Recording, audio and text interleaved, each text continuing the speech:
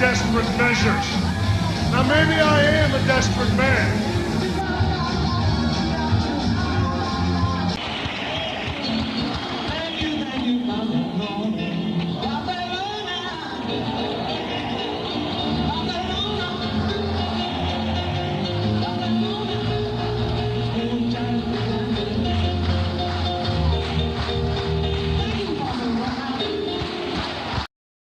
Hello everybody, and welcome to another TierMaker episode here on the GregsynthWizard channel.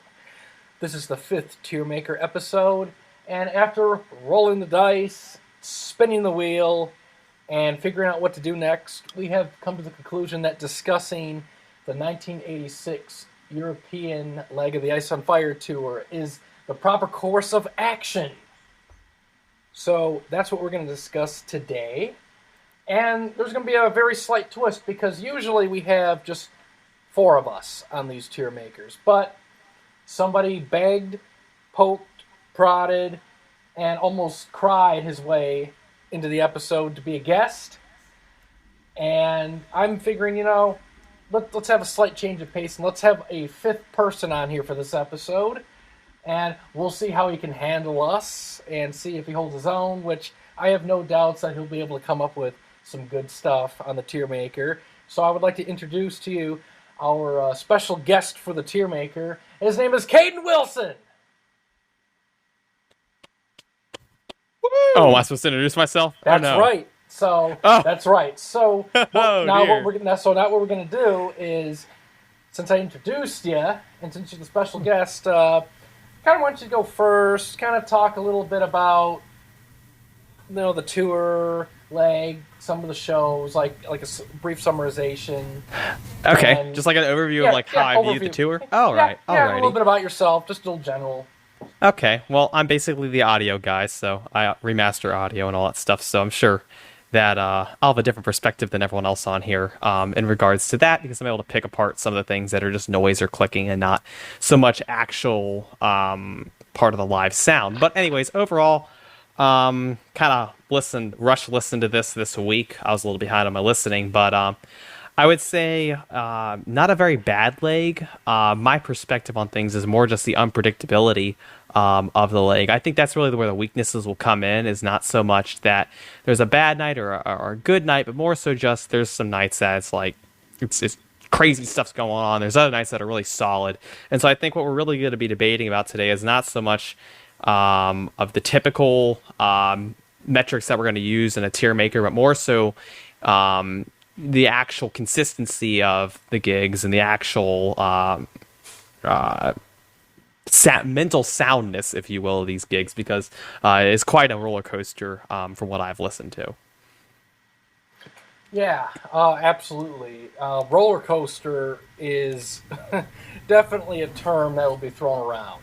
So I can't wait to discuss this. So we're going to go to the next person, and that is going to be the legendary, the iconic, the always loud, boisterous, and largely amusing Ethan Tony Thompson Murray. Hello. Hello. Okay, so I like this leg a lot, even though it's the start of his voice declining due to the pot smoking. But as Cayden said, it's a roller coaster of a leg. Some nights will sound decent, some nights will sound rougher than normal. But I think the band are largely improved from the UK, so that's wonderful. So yeah, again, I don't really have much to say. It's a roller coaster of a leg, and it's a good leg, despite only having a few shows. So yeah, like it. Yeah, and as of now, there are 10 recordings from this tour leg. So if you've seen some of our previous TierMakers where we've had like 20 or 24 or something, this one is a little bit less of a headache in terms of trying to sort through a bunch of shows. So it's going to be a little bit more easy to cover.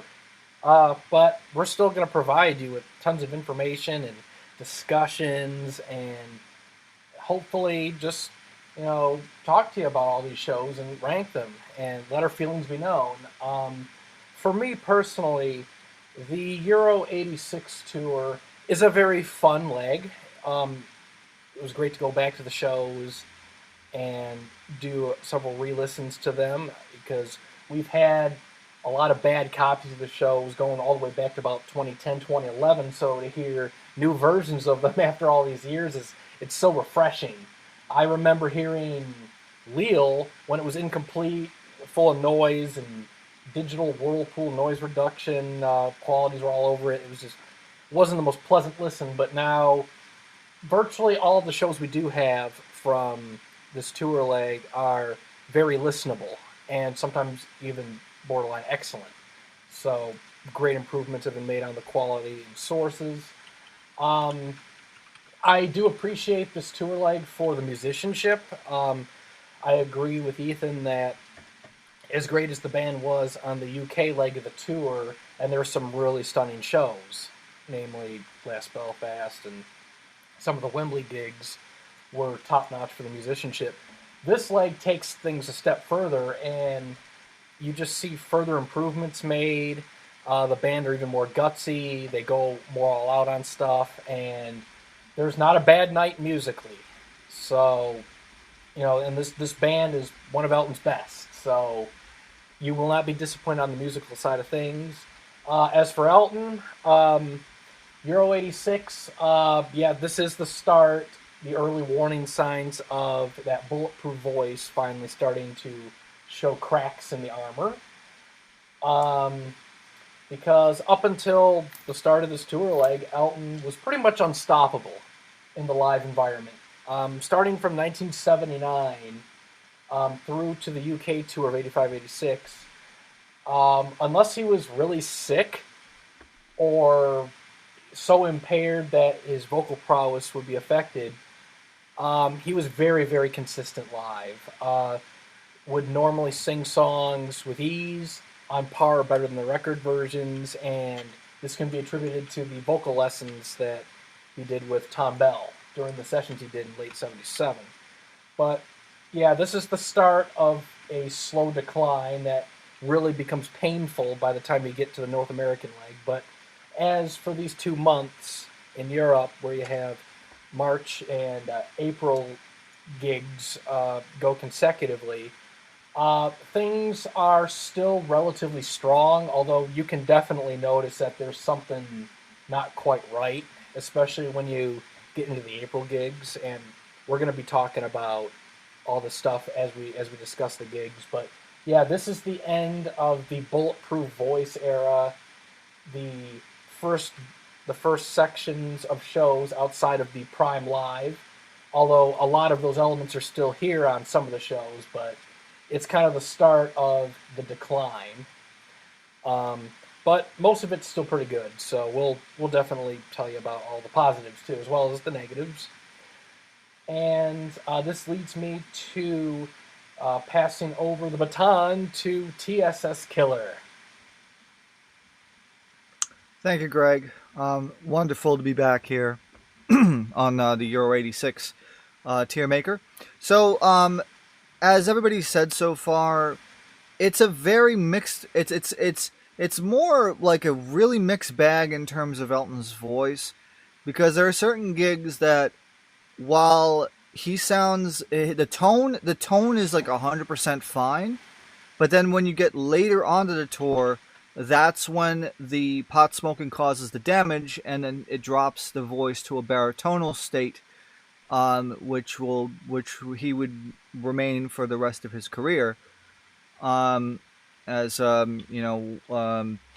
has been documented by people like Brady Love about pinpointing where did the voice change. We have a really good idea of where it happened, and that would be in the month of April of '86.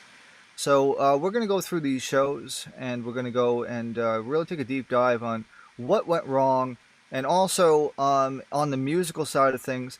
Jody Lynn Scott actually does a little bit of a better job dynamically in terms of like percussion playing than Ray Cooper. I know it's a kind of a sin to say that, but there's actually some really unique playing that Jody Lynn Scott does on the Euro and American tours that can't be missed and are really great and very unique about this band. And musically, this tour also has the best versions of Song for Guy. I think it's the best tour for the song, and we're going to get into that and the details for that later. But like I said, there are certain shows where Elton sounds anywhere between good and what the fuck happened. So we're going to get into that very, very shortly. But overall, the Euro 86 tour isn't bad. I mean, I'd still listen to it on a regular basis. It's just that I would listen to it more for the music and the musical chemistry more than Elton's voice, for the most part. And, you know, you've heard the saying, we've saved the best for last. Well, it's not going to apply in this case, but we'll make them feel important. The Elton Bootlegs, you're going to start talking about this tour, because I believe you and this tour leg have a history, and you have lots to say for today, and I want to hear your thoughts. So, what do you think of Euro 86? You're a pillock. I'm sorry. Yeah, the Elton Bootlegs once again, doing these tier makers again, hopefully going to win again. Sorry, Greg. Yeah, this tour, it's a fun tour. It's, of all the legs from UK to Euro to America/Australia, I still love this, but I'd say out of all three, I'd say in terms of putting everything together, even the voice, I'd argue this is slightly the weakest. But in terms of saying that, when we get to the US stuff later on in the year or next year or whenever we do it, I'll be able to explain more in depth as to why I feel that. The music on this tour is sensational. Voice is still good, but there are moments that we will go into in depth on this tier maker that will highlight the good, the bad, and the downright ugly. I can't wait to discuss it all as well. Oh. Absolutely. And before we take a deep dive into the Euro 86 tour, I figured I'd bring up a little bit of a discussion about things that happened in between the UK leg of the tour and the start of the Euro tour. We'll definitely kind of touch upon this towards the end of the video, but if you like the album Leather Jackets, or at least appreciate some of the songs, Elton recorded demos to the Leather Jacket songs in the month of January of '86, right after the UK tour ended. And you can find all these demos all over YouTube. Don't Trust That Woman, Paris, just to name a couple of them. Go It Alone. And all I'm going to say, because I don't want to spoil it for anyone that hasn't heard it, if you hear Elton sing on the demos, he doesn't sound like the record. And I'm going to leave it at that. And yes, please seek out the demos and listen to them, because there's some vocals on there that make me scratch my head like, man, we should have used these instead of the record vocals, but, we'll discuss that. Also, in terms of performances, there is a documented performance Elton did on I believe it's a French TV show called The Patrick Sabatier Show, and he does Candle in the Wind. And it's from February 21st, I believe. Excellent version of the song, top notch for the era. Really doesn't give you a clue on what's going to happen down the road, because it's such a good performance, and the mature voice sounds great, and he sings brilliantly, and there's nothing to note there except that it's a fantastic performance. Elton Bootlegs, I know you love that version, don't you? I do indeed. The thing is, his tone gives nothing away as to what's going to happen 10 days later as the tour begins in Madrid. That's the thing, he sounds different there than he does at Madrid, than he does at Barcelona, than he does at other places as well. This next 12 months of stuff that we're going to be discussing, everything sounds different. Yeah, we hinted at that on the 85 leg as well. Every show has him having a different voice, almost, with him phrasing things differently. and we get more of it on this leg as well. But Patrick Sabatier, or however you say his name, Sabbatical, I'll call him.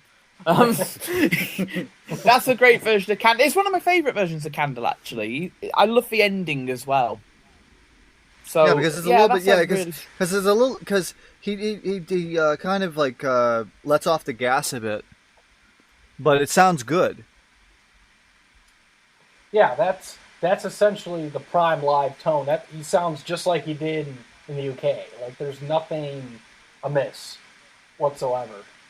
So it's like if you played that version to me, and then you played something from 6, 7, 8 months down the road, I'm like, I wouldn't have picked up on like what would have happened, and it's like it doesn't even sound like the same guy.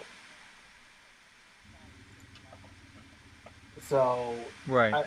I mean, I just love that version. Mm-hmm. Always did. Ethan, you like that version of Candle? I do. It's very good. Now we'll kind of go into the tour proper now, because there weren't any one-off shows in between UK and Europe. Just performance, really nothing to document really. So we're gonna head into the meat and potatoes and start with Madrid '86, the very first show.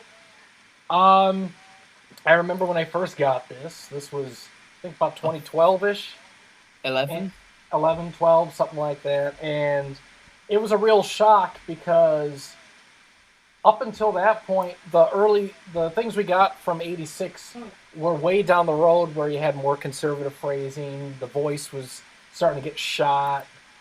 And hearing Madrid was a huge pleasant surprise because all of a sudden we hear Elton pulling off the vocals much like he did in the UK and not really going conservative on a lot of the material. So for that point alone, it was like, wow, this is really surprising, and it was shocking. I'm like, man, he hit the high notes in '86, and I'm showing people. He's still got his voice. Yeah, he still got his voice. And, I remember running to the Elton Bootlegs and TSS, so like, hey, look what I got, and it's like I can remember this.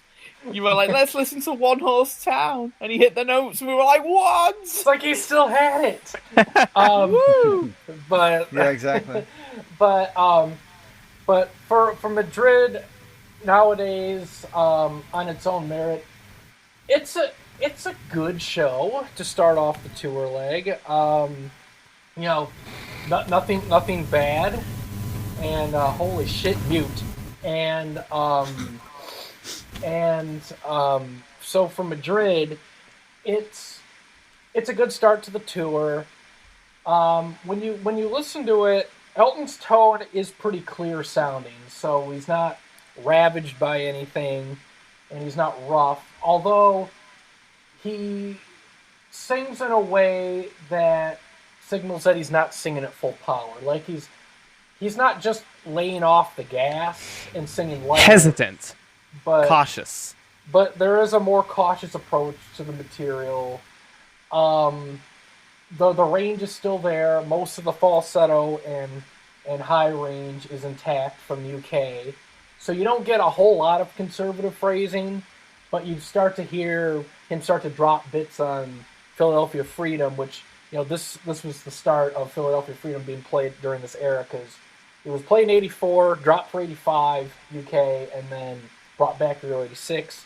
He starts to dodge a few notes here and there on the more demanding versions of songs, but his voice is about 90% or so the same as it was in the UK, so nothing too alarming, but it could be chalked up if you take it out of context. It might be a little bit of an off night or nerves or something, but when you hear the gig, there's moments where when he's singing, there's definitely a little less power behind the voice. There start to be like some vocal breaks here and there, like little cracks in the armor, like the bulletproof voice isn't what it was.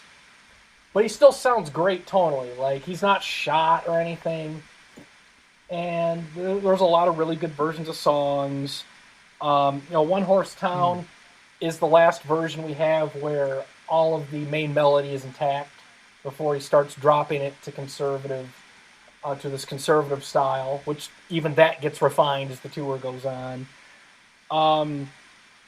Rocket Man still has all the falsetto intact. Philadelphia Freedom has most of the notes still in there, although one of the My Daddies is dodged. D5s are still being hit. And there's just bits and pieces on some songs where it's like, maybe something's a little off. But he does sound, as I say, a little more cautious, and he does sound a little bit impaired, but not to the extent of some other shows that are coming up. But all in all, the bands sound really good. Still pretty tight, considering they had 2 months off, and they're not sloppy at all. Actually, they're good for a first night on a tour leg, and I was pretty impressed by what I heard. So for a fairly solid show, I'm gonna put it in the A tier, lower end A, probably. I'll probably define it as we get through this TierMaker, but I'll start Madrid in the A tier. Ethan, I'll let you go. Well, I agree with you. I have this in A as well. Like you said, One Horse Town has the last falsetto part. Sounds clean on Tonight, which is rare for this era. Cry to Heaven, it actually sounds better than the record tone-wise, which is nice. But Someone Saved and Burn Down the Mission sound awkward, and Candle sounds awkward as well. So yeah, I agree with you. Hey. Yeah. Cayden. Okay, so I also have this as an A. There's nothing really wrong. I guess once you listen to hours and hours and hours of this material, especially from 84 and then 85 and then 88, you can hear there's a hesitation, even from the very start. There's always this like hesitant, kind of sounding tone where it's just something's off. And I think that's what spoiled it for me, and that's why I didn't rank it higher, was because of that cautiousness where you can tell there's not the energy that they had at like Wembley, for example. That energy is not present. Everything sounds good, but the energy is lacking. All right, Elton Bootlegs. I'm going to rank this a slight bit higher than you. Not saying that I'm sticking it in the S category before you start jumping on your horse there, Greg. I would give this a mid-A. Anyway, I would give this more of a mid-A. I couldn't have it down at the lower end because there are some really, really nice moments on this show. One Horse Town's a good example. Rocket Man's very nice. Paris makes its debut, and it's a really good version. A very strong version. I'm a big fan of the intro to I'm Still Standing. And I love the fact that he still sings it like late UK 85 as well. Some of the notes are a bit off, but I can forgive him that. It's still a really strong version of the song. As TSS said before we began, Song for Guy, mwah. Although there are better versions as the year goes on. I also enjoy your song. There's some really unique phrasing in it. I give this a mid-A. I do like this show, and there were some special moments when we first got it, and we were like, he still has a voice, he can still sing. Yeah, it's special going back to the early times when we first heard this, and it's like, wow.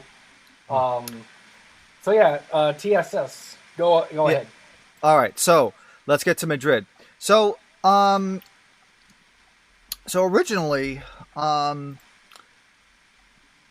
wanted to rank this as more of a higher A, but after listening to it again, I've always like put this to akin to like maybe First Belfast, because First Belfast had those kind of weird idiosyncrasies with Elton's voice that like pushed it down for me. If you remember from the last TierMaker.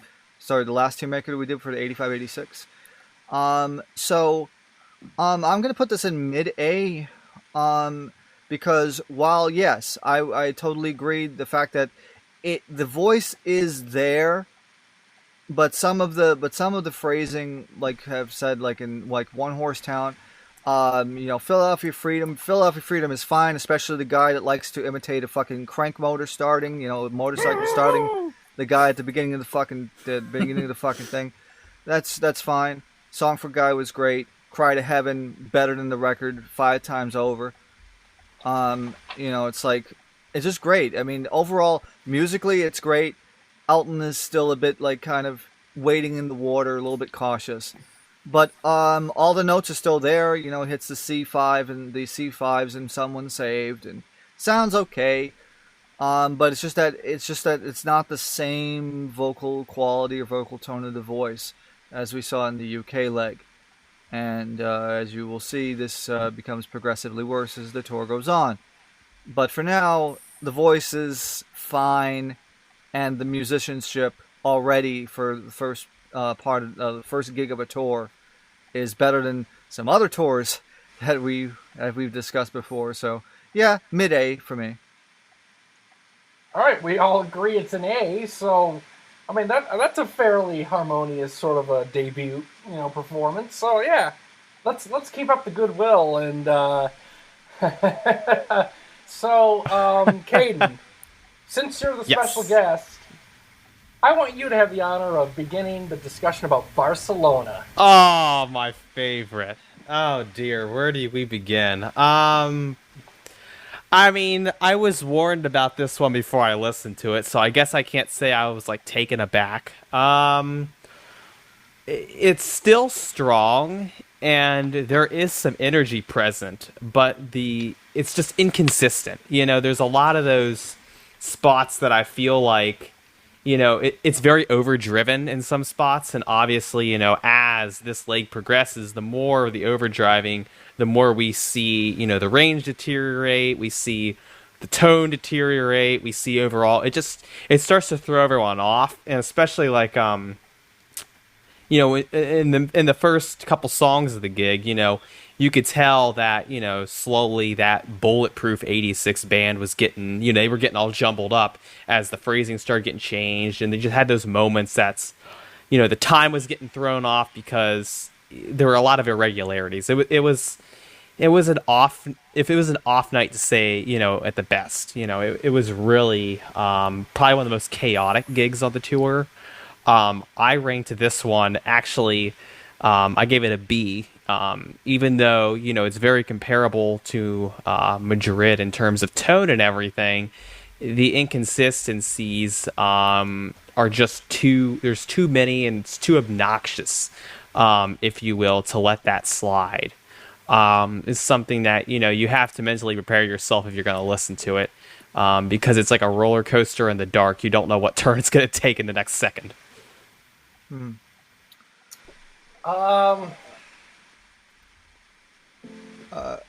I would like to go next. Go ahead. Okay. So actually, I'm going to disagree with Cayden here. There is barely overdrive on this gig. If anything, this is the real point where you really see that there's a problem with the voice. Like, I'll give you a great example. So the One Horse Town we talk about a lot. Rocket Man sounds very bizarre because he just doesn't know. He tries to hit the B flats, but he has to take a breath, which we have not even seen before. Not even the fucking the bad 1975, like the 76 versions or whatever. It wasn't this bad. Also, the Bitch Is Back sounds like a 1970s version, like a 74 version, because he's very conservative in the way he delivers the song. He fucks up the words in sad songs. The MIDI fucks up between Song for You and Blue Eyes, so he has to restart the song. There's and then he plays. Then Paris is okay, but he doesn't go for any of the higher notes. It's very bizarre. Like, Restless is fine. Benny is weird because he doesn't know how to play like some weird fucking piano chords just being played. He clunkers the first chord like he did in '84. It's really bad. And also he doesn't, and also it's one of the rare times where he doesn't on Rocket Man, it's the first time that he doesn't go for the B flat for the end of the song, the outro. And then you also have and for all the shitting we got, and then let me just shit on this gig more before we go. So I'm Still Standing has the infamous so he hits the B flat coming out of the solo, but the problem is he doesn't know the words, and then he just decides to dive bomb the fucking phrasing. Oh no. And then Philadelphia Freedom, where he hits the Shine of Lights, but he doesn't really hit anything above A flat for the most part. Completely dodging the end where it sounds like he's vomiting. Someone saved. He tries to hit the C5, but it kind of dies out. The Burn Down the Mission, he still hits all the notes, but it's still very weak. I'd say actually the first 12 up until about Benny, his voice is very inconsistent and weak.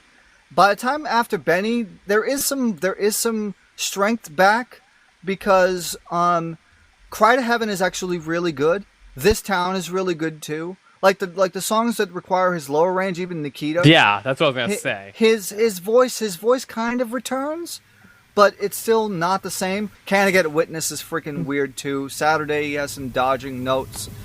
And thank you, Barcelona. Thank you, Barcelona. Before Benny, and then after, and then before your song, and they whispered into, which we like to fucking say that, the state of mind. The state of mind is not really that great, and also Charlie is playing very slowly, in comparison to other 86 gigs as well.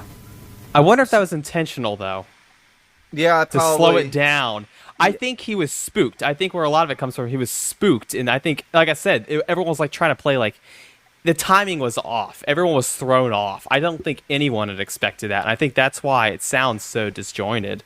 Is because at first he runs in guns blazing, and then 5 minutes in, it all falls apart, and everyone's like, "What do we do?"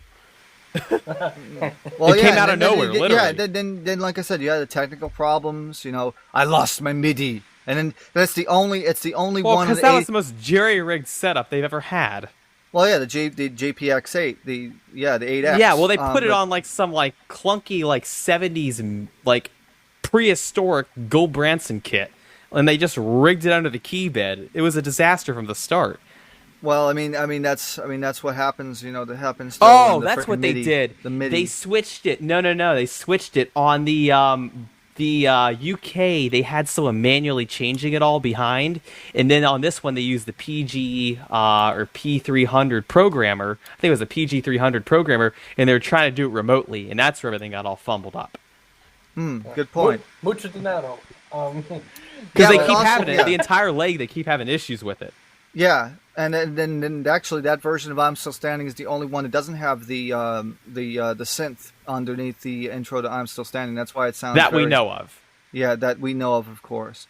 But I think well, then again though, you think that you think about in later years, that's why Elton dumped the Steinway for the Yamaha 93 because of the freaking the MIDI integration was shit. Well, at that time they had the same setup in the Yamaha, so. Yeah, but at least on the Yamaha, at least it played nicer with the MIDI setup when the MIDI setup.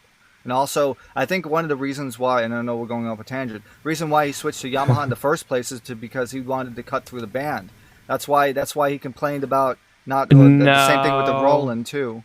The sound was identical. The Grosvenor was the best mix he ever had, and Lauderdale was identical to everything up to 97, I think. Yeah, it was solely. I had an argument with someone else about this. It was solely the EQ. They should have ditched. What they did was they ditched the pickups, and they used MIDI on the bass, and that's what fattened it up and cut it and let it cut through. And they just went to condenser mics. They stopped using electric pickups, and they were using electric pickups in the bass. They used 4 electric pickups all the way through the 85-86 tour.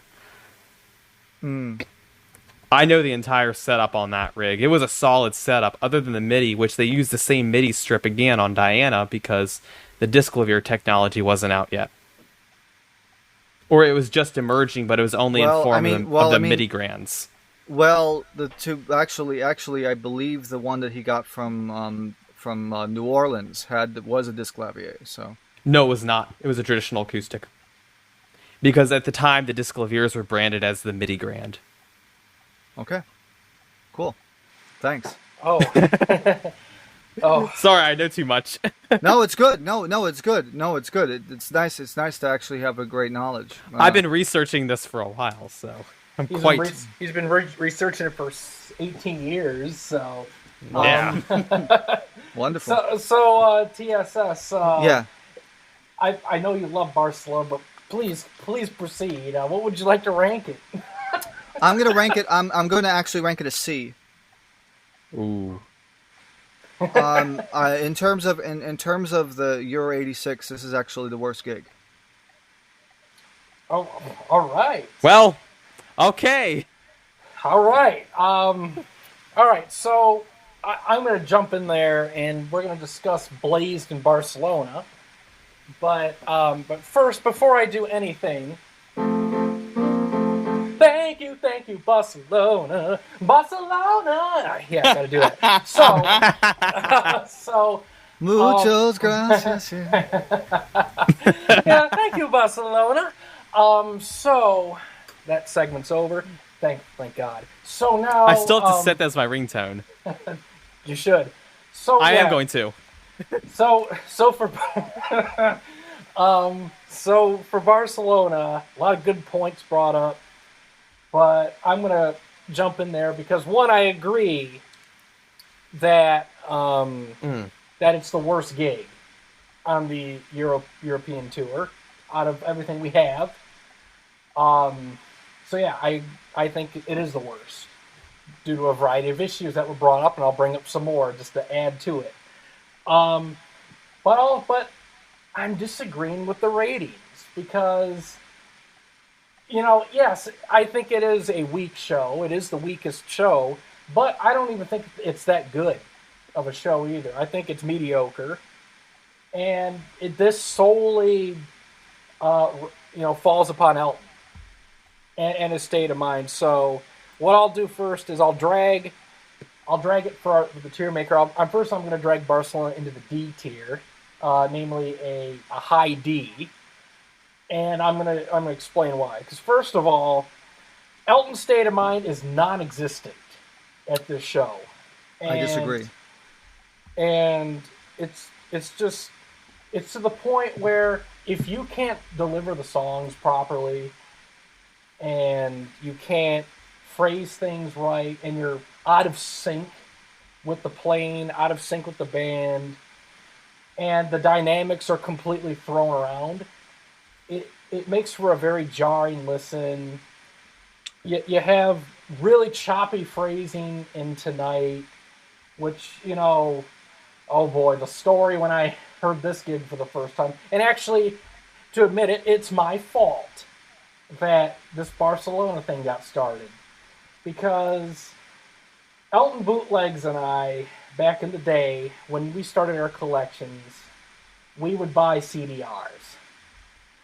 And and I have to take the blame for Barcelona because I went off of the tour dates and said made an assumption.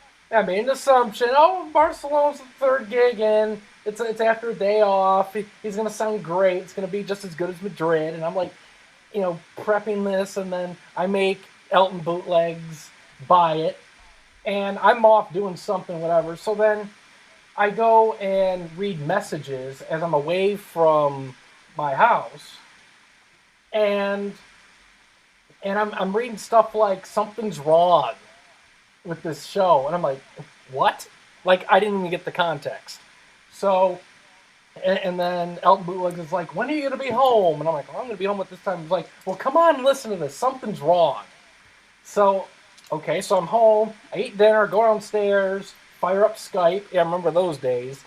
And I'm reading these comments in a group chat about Barcelona and like, something's wrong here, he can't sing, and something's wrong with this song, and what's wrong with the lyrics. I'm like, what are you talking about? And then Elton Bootlegs said, well, I put the second CD in on Sad Songs. I thought I put the wrong CD in because it sounds off. And then I put the first CD in and heard Tonight and something's wrong. I'm like, okay. So he sends me the MP3 files over Skype. And I'm listening to this and I'm like, what's wrong with this? Because I thought he was going to be great. And I'm hearing, like, bad deliveries of songs, like off moments, off notes, phrasing that doesn't fit in keys or the cadences of the song. And I'm like, what did you do to this? And he's like, I didn't do anything, starts getting mad at me. And I'm like, well, you did try and blame me, as if I'd done something wrong. Yeah, and I apologized after because I felt like an idiot. But but still, I was bewildered. And I'm like, I thought he was going to be good. And when everyone's like heckling me in the Skype call about it. And I'm like, I guess I'm sorry. I shouldn't have jumped to conclusions. And so, yeah, I'm to blame for getting the Elton Bootlegs to get Barcelona out of, over something else. But, yeah. So to be fair, we'd have got it eventually. And to be fair, when we looked at the dates, we had Madrid, it made sense. Oh, this is going to be an interesting lesson. Maybe it'd be the sister version of Madrid. Yeah. Well, maybe it was the sister, but the sister that was it didn't go well. So then back to the gig. You got the sister that snorts coke every day. Your sister can't smoke, but Tonight was really choppy, with choppy phrasing. I'm like, okay, this is off. Okay, I didn't know how he hits the ending, but still, One Horse Town is one of the worst versions of the song, outside of those notorious nodule-filled ones that, make me, grit my teeth, because the phrasing doesn't make sense, attempts to hit the falsetto notes, and they don't even come out at all. So I'm like, ow. Then you have, Better Off Dead is rough, but it's passable. At least the band's okay, and the backing singers are good.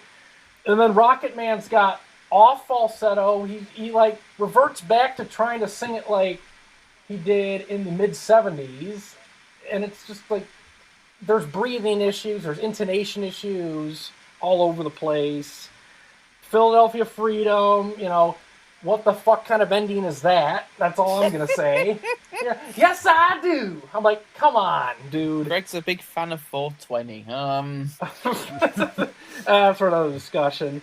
But you just have things that aren't working right. Like the state of mind is completely impaired. The voice is impaired. It's a clusterfuck of a show, and having the technical issues with the MIDI and Wrapper Up being a little out there. Just it's a funny show. It's one of the most entertaining shows you'll hear from Elton in the decade. But that being said, we've said that about some of the late '84 shows where they're entertaining, where Elton's high as a kite, and look where we rank them in D and low C. So with all of the fuck ups on this show, random piano playing that doesn't fit, not knowing words, not knowing the cadences, and it's just mediocre. And it's not the band's fault either. So the band is not to blame. And yes, the tempos are slower on this show compared to any other date on the tour. And that includes 85, that includes America. So yeah, the tempos, Australia, yeah. So this is the slowest these songs would be.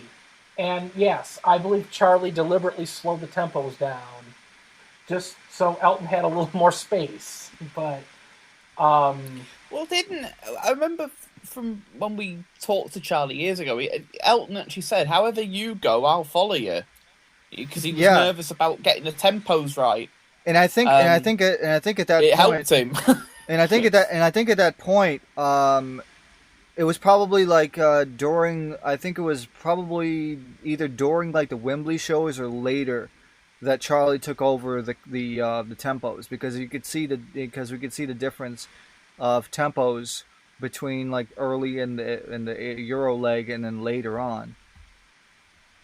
Okay, Yeah. real quick, I wanna interject here. I actually just re-listened to One Horse Town there, and I was tracking Charlie. The moment he messes up that first verse, I noticed there's like a weird, like it's like a gear shift kind of thing, and Charlie slows down immediately immediately after that.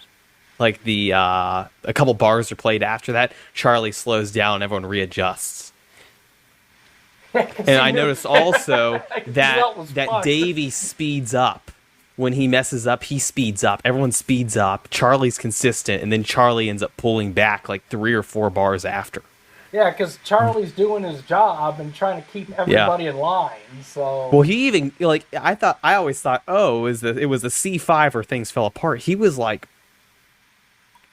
it was like I don't know, it's like he swallowed like a gigantic lump of lard or something. Like everything was strangled. It was the most bizarre thing. I was like, ugh. That's why you don't go on stage after smoking 40 fucking spliffs. But and the funny thing is, it's the inverse of Madrid. Madrid had the hesitation before every line. This had the hesitation after every line. Yeah, because he doesn't know what he's doing. He's like he'll overdrive like the first 3 or 4 words, and then he'll like trail off into like a distance, like he's forgotten where he is. Yeah, it's, like, it's a very weird thing when you hear the show because he doesn't know where he's at. He just doesn't know what he's doing. He's disoriented. Disoriented, stoned, whatever. But it's clearly affecting the songs and the hilarious candle, and then the random piano playing, and it always makes me laugh. I mean, it's not as bad as Pole, but still. Yeah. At least I can laugh at both of them, but. Elton's voice was put on a flagpole at this gig because it's up in the air. But yeah, so, and then your song, hilarious stone sounding phrasing, but yeah, for me, Barcelona, it's a gig fraught with technical difficulties, and the funniest part about this whole thing is after all this is happening, after all the fuck ups, the technical issues, and Elton not knowing where he's at on the songs, he has the gall to say before Candle in the Wind, and I quote, "I apologize for being one of those nights." Then he proceeds to fuck up Candle.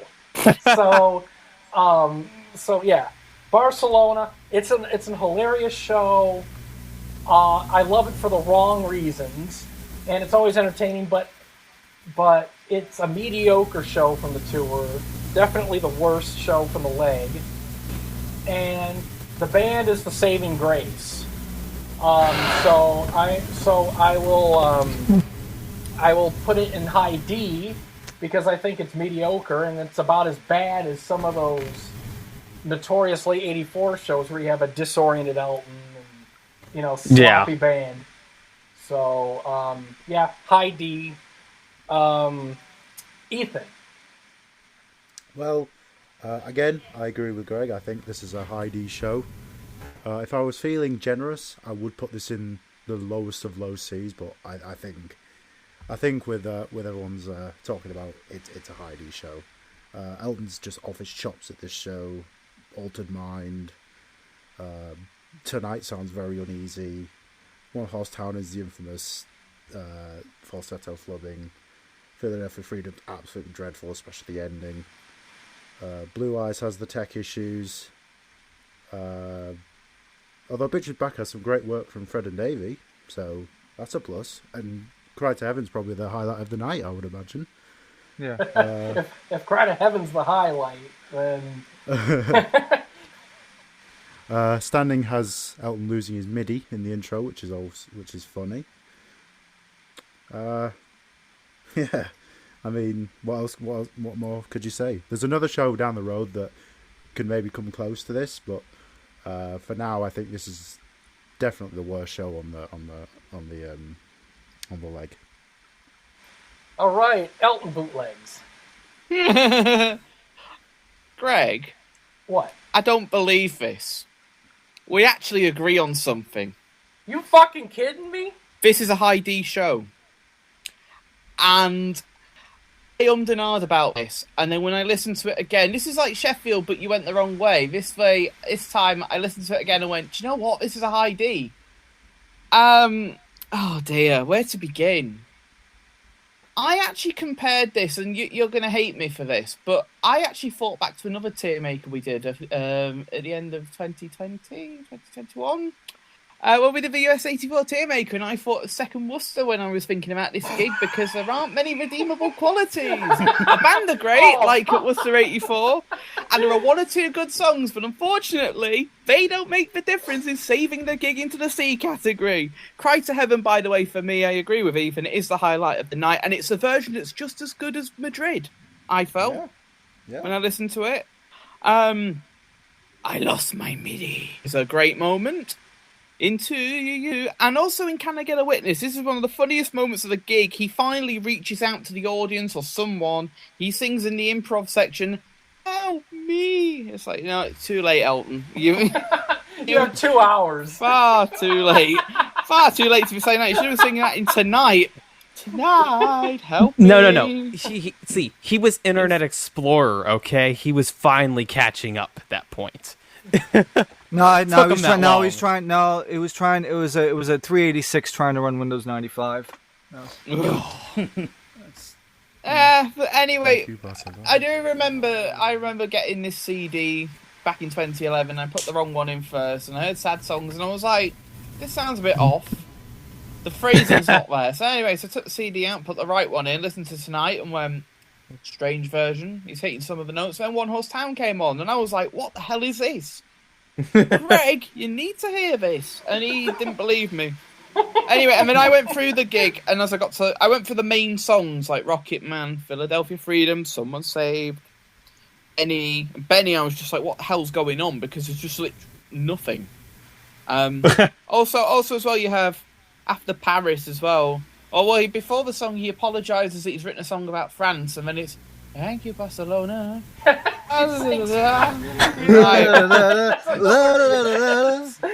Another world. At least Song for Guy is good. And Thank You, Barcelona at the end. Well, I said Cry to Heaven's the best performance. I think Thank You, Barcelona's going to win because it gets everybody up on their feet anyway. Yeah, he doesn't fuck up the words, so. Yeah. And it's actually the best piano playing that he did for the night. Which yeah, probably. An improv jam that's like 1 minute and 20 seconds long. Fucking better than every song. Can I Get a Witness makes me laugh every time I hear it. Not just to help me, but the fact when he starts the song, I have never heard it played so slowly. It's like not like that's like the actual Marvin Gaye album version tempo. Yeah, but unfortunately the singer's not exactly in the right state to sing it. Well, it's everybody, especially you, girl. Oh no. So. I can't believe it. I'm agreeing with Greg, and it's a high D. I have to agree with that as well. It's, you're flip-flopping from B to I'm flip-flopping for a reason. I listened to this months ago. I'm staying in the C category because for me, at least, because a D show would be something that I wouldn't even want to listen to. I mean, I would listen to this show. I want to listen to Barcelona just for a fucking laugh. That's what I was gonna say. And not to mention, like I said, there's not just one or two good, decent songs. I'd say, like maybe 4 or 5 songs are okay. Like everything else is just garbage. But at least I could say that. But my feeling with it is that the shortcomings of the gig are so bad that I can't put it in the C category. And plus, as well, when I think of shows that are in the D category in the 84 stuff, I wouldn't put Barcelona above them. And that's when he's sick and sounds horrible. I'd rather listen to them in some instances.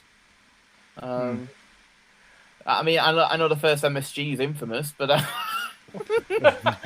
well, yeah, because we're rocking around the clock. but yeah, so, I mean... So okay, I know everyone's personal TierMaker is going to look different now, but for the group TierMaker... Are we good for a high D? Yeah. Okay. I will. Yeah. I'll concede for this one. Yeah. It's okay. You'll win. You'll win something later. Yeah, on, you'll win. Promise. I was going to say, hey, TSS, do you know what that means? And I thought, no, that's a bit too harsh. Yeah, Because you're the creator of such things. Greg would have to say it a different way. All right, I'll tell you what. The Elton bootlegs. Hi. I want you to start Leo. Oh, interesting. Right. This is where I actually believe I'm going to disagree with some of you, because this is a gig that I think, was it you got it, Greg? And then you showed it us back in the day. And I remember there's a couple different versions of it. I might have shown one of the I early think you ones, got the yeah. first one, because I remember you playing this. Now, this is a gig where I love it, and I also don't love it at the same time, because there are distinct differences between this and Madrid. So, for example, we've got to the stage in the tour where he's no longer doing the high notes in One Horse Town, although, I say that, we have a feeling it's one of the first versions where he's trying out this new phrasing, and unfortunately, it doesn't sound good, because he doesn't know what he's doing. And, get out of his One Horse Town! It's like, no, that's not good. Although I will give him the credit that the delivery before he gets to that note is very confident, which makes me think, oh, he's going to hit it. And no, he doesn't. Rocket Man is now dodging the first beef. I don't get why he does that. And then he hits all the rest of them. It just very nonsensical. Well, I think it's because of the gliding versus the second one is like the other ones are like more like falsetto. Yeah, that makes sense. Yeah. But it's like Tonight on the UK version. You know, he had to ease into things. He wasn't just, it wasn't like the 84 things where he could just go right into it. He had to start easing into stuff. And as things deteriorated, that time that it took him to ease into things increased more and more and more. Yeah, but the problem with that is Rocket Man is already 4 songs into the set, and also that's what I'm saying. The other thing is, like I said, the first B flat from 79 to 86 was always hit on a glidey kind of mixed head voice versus a falsetto on the second verse. Yeah, but he uses that on Tonight as well, and it's fine. Yeah, but he doesn't hit B flats. He doesn't hit B flats. That's a different note. That's like true. A's. That's A's. A flat. That's actually A flats. Yeah. Those are A flats. B flats is a different note, and also, like I said, the delivery for the first one, the high note, the word for high, he uses a kind of like a mixed glidey voice versus, like I said, the 2 raise them is a falsetto, different delivery of the voice, and also different. I guess he's always struggled with that one, after 86, and it wasn't until recently, I think, where it's become more open again. It used to sound always garbled after like 88 onwards. It was like very like throaty and held back. 89, no, I disagree. US 89 actually has some decent B flat attempts on Rocket Man. But on that part. Yeah. Oh. I mean, he doesn't. Yeah, I mean, because he actually did legit hit like the 2 raise them on like some. Yes, US I know 89 2 shows. that was, but I didn't know he did on high as well. No, he never went for the high after. He never went for the first B flat after 86. Yeah. Never ever. Never again. At least that we know of. You just watch. We get some. But yeah, getting back to Leo though. Yeah. Elton bootlegs. Where was I up to? Rocket Man, he's dodging the first B flat. I don't like Benny from this gig. I really don't like the phrasing. It's just one of them versions from this leg where I could easily just put it in the bin and never hear it again. There are, however, obviously there are some excellent moments at this gig, especially towards the end of the set. I love the version of Saturday Night. Sorry Seems is a really, really good version. Challenge is 84. Can I Get a Witness is great. Philadelphia Freedom from earlier on in the set I really like as well. My ranking for this gig, I'm actually going to stick it in the A category, but for my personal preference, I'm going to stick it under Madrid, just because I feel that the versions of One Horse Town and Benny pull it down for me, and that's more Elton's fault than the band. So, in the A category, under Madrid, but I expect to be disagreed with here, so I will bow down with honour if so. All right, prepare to bow down and you get on your knees. So, Whoa! No. I'm sorry, I got a live mic. Cut that. So anyway, Dirty. So for me and Leo,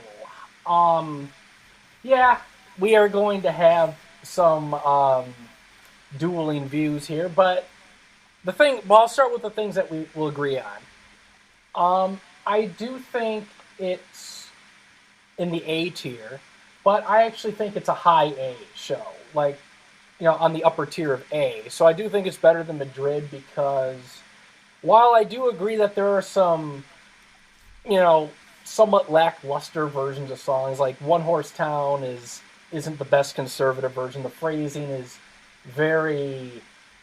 Yeah, it sounds like he's trying things out for the first time, or it sounds like an early conservative version, like he's trying to figure out how to sing it. And yeah, Benny, musically it's fine.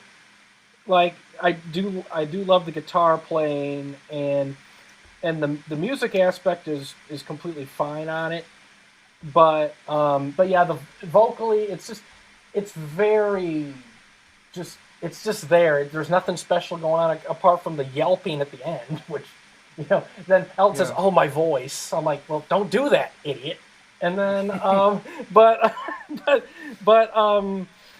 yeah. So for Leo, I actually think it's overall, like on a well-rounded basis, the best show on this leg of the tour in terms of a balance of the vocal performances and the musicianship, because at this point, we're 2.5 weeks into the tour. The band are even tighter than they were at the start. There's some really good playing. Like The Restless is amazing. Yeah. The up-tempo songs sound fantastic. Philadelphia Freedom, although I wouldn't put it above a number of 84 versions, it's the strongest 86 version because just about everything is nailed very nicely, although there's some, couple awkward moments here and there, but it's still a little more consistent than Madrid. The musicianship is fantastic. Charlie's on fire. And Elton, even if he's not like UK in the terms of like the daringness and the shape, this is the only gig from what we have where he truly sounds like his UK self in the way that he's delivering the songs. Like, the overdrive is back. Now he's singing more at full throttle, so now it sounds like a UK show in terms of ways delivering. It's more punchy, there's more aggression, and the power, for the most part, is back.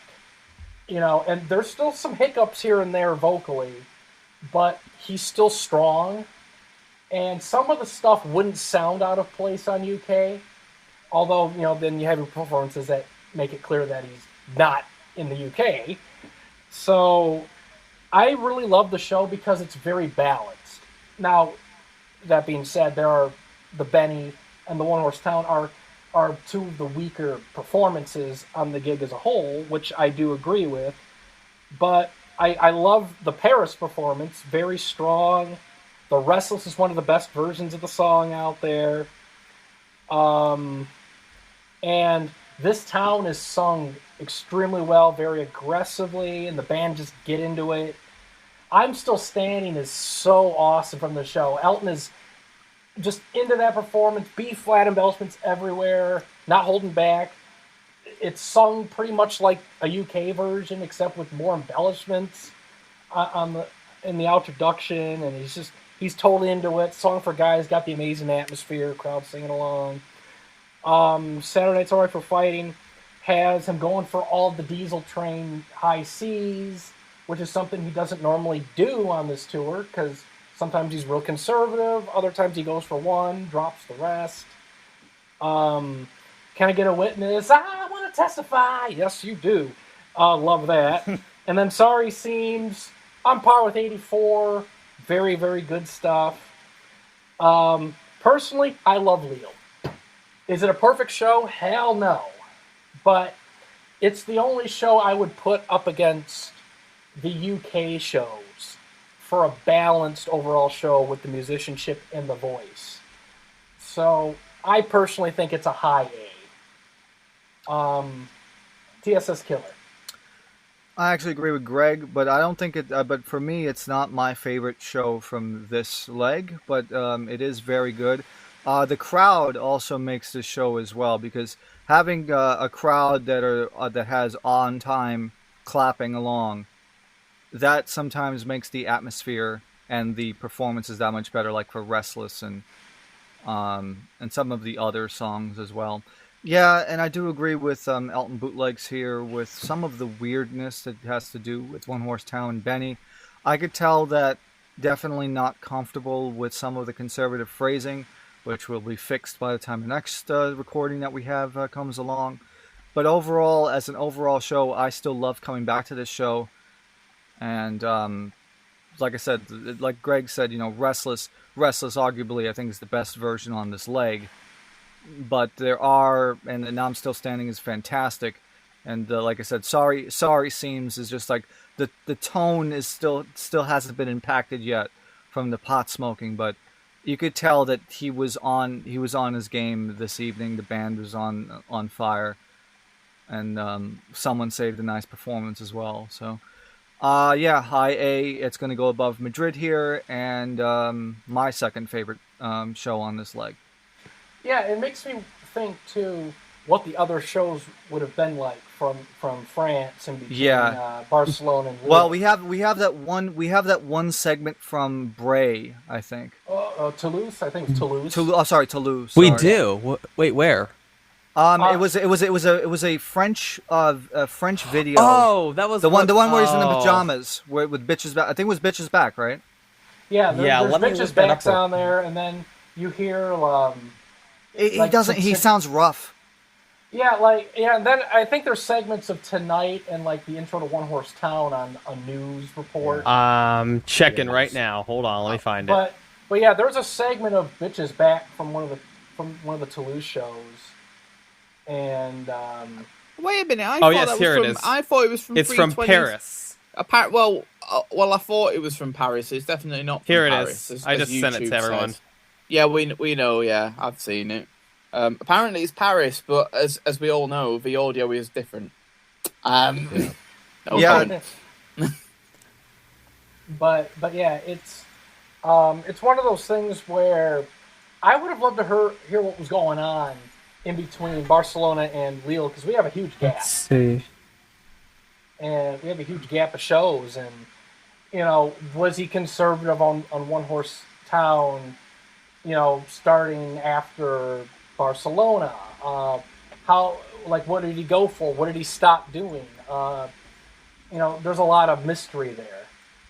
But I'm willing to bet that maybe there was a show or two where it was kind of like the last grasp of him going for certain stuff and then permanently changing it to conservative phrasing. Because Lille, like on the One Horse Town, it's conservative, but it sounds like it's still kind of a work in progress. Like he just started doing it like that. So I'm willing to bet there has to be at least one show where the original phrasing was either still being sung or it was attempted and it was a disaster, and then I don't know. But he definitely didn't drop it after Barcelona. I'm willing to bet though Barcelona did spook him a little bit. I agree. There had been something there. So yeah, TSS Killer, you went. And Cayden, what do you think of Leo? Okay, so I actually gave it a low S. Tonally, it is sound. I think musically it's sound. Everything's on pace. Sorry is easily, and I wouldn't even say just 84 stuff. I would say early 84 it's on par with, in terms of the tone and the fullness of it. The strength's definitely back. Overdriving's definitely back, like you guys all had said. Even on the solo stuff or the more isolated stuff, you can tell, it's a very solid, clear gig. It's on par with stuff from 85. It's on par with stuff from 88. It's on par with stuff from 84. Of course, it does deter a little bit, and hence why I said low S, but it's definitely better than Madrid. It's not in that A category for me. There's no signs of hesitation. There's no signs of that cautiousness, and there's no real major catastrophes like in Barcelona, where when he did drop that cautious guard, obviously the C5 mishap happened and etc. So that's where I stand on this one. I will say it's one of 2 low S's I've given. So there is another gig that I feel is very on par with this, and I think the really, like I said, you have to take into account for this leg. It's going to come down to 2 things. It's going to come down to energy and consistency, and this was very consistent. The energy was very good. Obviously, I can't compare this to stuff, from the previous leg or, from 79 or whatever years, because, he's evolved and whatnot, and so is the band, and etc. But I think in terms of this tour, if I was to relate this to every other gig, I would place this at a low S. For me personally, if the deliveries were better on like Benny and One Horse Town, I probably would have put Neil as a low S personally. It was one of those shows where I was kind of going between that, but highest to A and low S really isn't too big of a difference. I mean, yeah, it's I just totally think valid. It deserves a little more recognition than just giving it an A. Well, I agree. The show needs to be recognized more because when you think 86 Elton, you think of the bad vocal gigs from later in the year when there's actually good stuff early on. But yeah, I mean that's completely valid. Ethan, Lille. What a difference from Barcelona. Vocally he's there, within reason, of course. One Horse Town is the first known version, anyway, where it's the conservative phrasing, and the delivery of it is quite interesting, I must say. Better Off Dead, really aggressive and good. Charlie is the highlight of Philadelphia Freedom. Really good drumming from him.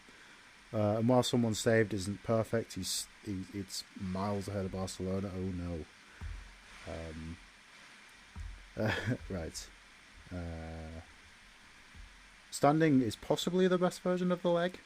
Possibly. I'm only saying this because there are a couple more that can rival it. Saturday Night has all 3 C5s on Diesel Train. And I've been a bit... I've been struggling on the rating for this one. I've given it an A, but if I could easily give it a top A, but for now I've just given it an A because I don't feel like I can,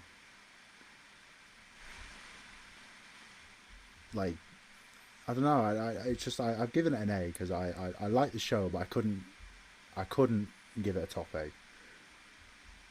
If that makes sense. Yeah, would you put it above Madrid?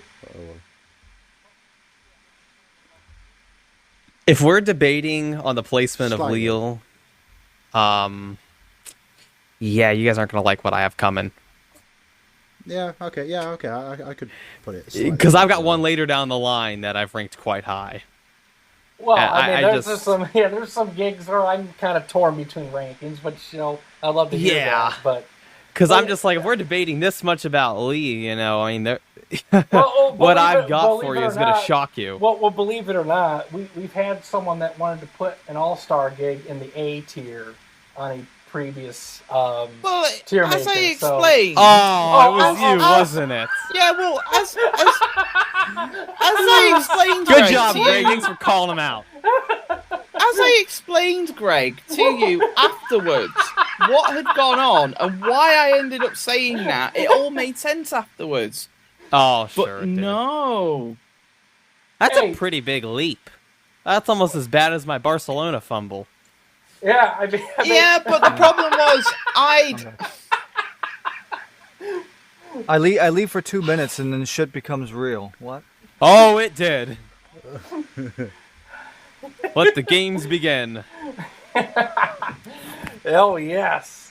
But so most of us have Lille in A with a low S ranking also being presented. So It is not an S show.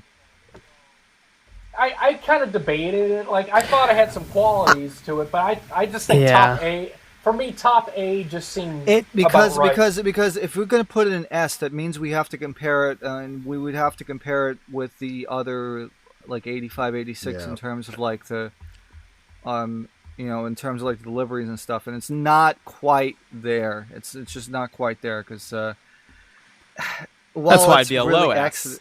Yeah, but I still couldn't wouldn't. It's not No, quite no, there, but it's because- still solid. And for the leg, it's solid. We can't compare, this leg to the last leg because obviously, there's a lot that's changed. Especially, 17 days in, you wouldn't think stuff's changed, but it was a drastic, 17 days. So for the track record of the leg, it is extremely good. Oh, absolutely. I don't think anybody here will dispute that. That's why I You put it know. in low S. It needs to be separated from the other A's because it's not on that level. It's on a higher level. But like I said, low S because, we can't compare it to 84 or 85 or 88 yet. It's kind of in that middle spot, Well, 88. I guess you like Providence 88 then. I just think Hartford. I just think that Hartford, sorry. if there was some more solid deliveries on a couple songs, I would have put it to low S without Yes, much I agree. hesitation. I agree with that. But I will concede to the point that musically it is superior to the previous two shows we have recordings of, and musically it's on par with some of the better 85 ones. So I mean, it's got elements. It's not like it's a completely crazy thought, no, but I you guess know, that's the whole thing. It's our interpretation of what we see out of the gigs. yeah. So yeah, I mean, to be fair, I was kind of teetering, but top A for me for Lille. But I'll tell you what, Cayden, I'm going to give you a chance to lead a show. So Paris, your turn. Oh, are you kidding? Oh, no, I'm not kidding, so I'm going to repeat it. Cayden, I want you to start Paris 86. Okay. Let me see here. Where is my thing? This one I've listened to so long ago.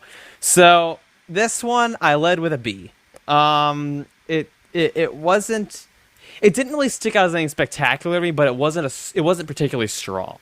And so I just, tonally it was kind of at a shaky spot. It was in that in between where, you could tell, he was still there, but there was, again, you had some of that.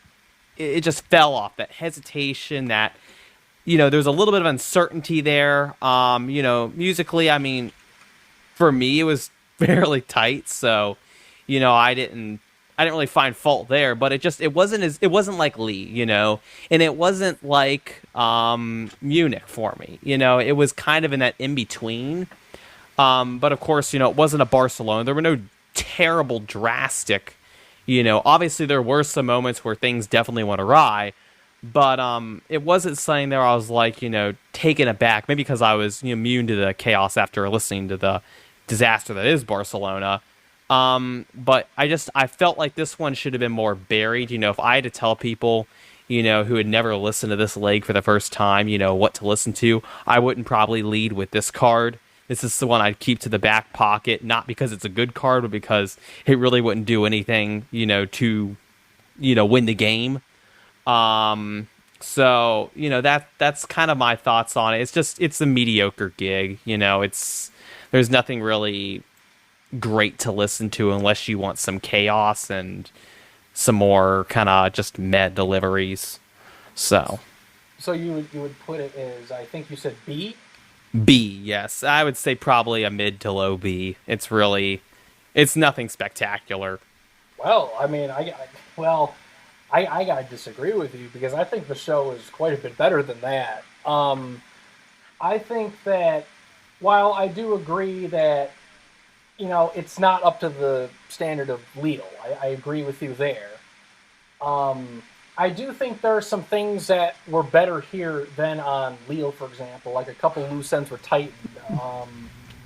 Like the One Horse Town is more solid compared to the Lidl one. The conservative phrasing works better. I think tonally he's more like dynamically in sync. I will give it that. Well, and that's weird because there are things on Paris I think are better than Lille, but I also think there's some things on Paris that are making it, a little bit less of a spectacular show when comparing to Lille. Like, for example, Elton's range is still very good, although he does. It has decreased a little. There's more. He sounds a little more tired because now doing the consecutive nights isn't the same. Ease. Yeah, there's more restraint, if you will. There's more restraint. He sounds a little more uneasy. Like there's a little more like in the sense of it's not as easily sung, although most of the notes are still retained. I will say that there's some really good stuff, especially when you get out of the first third of the show.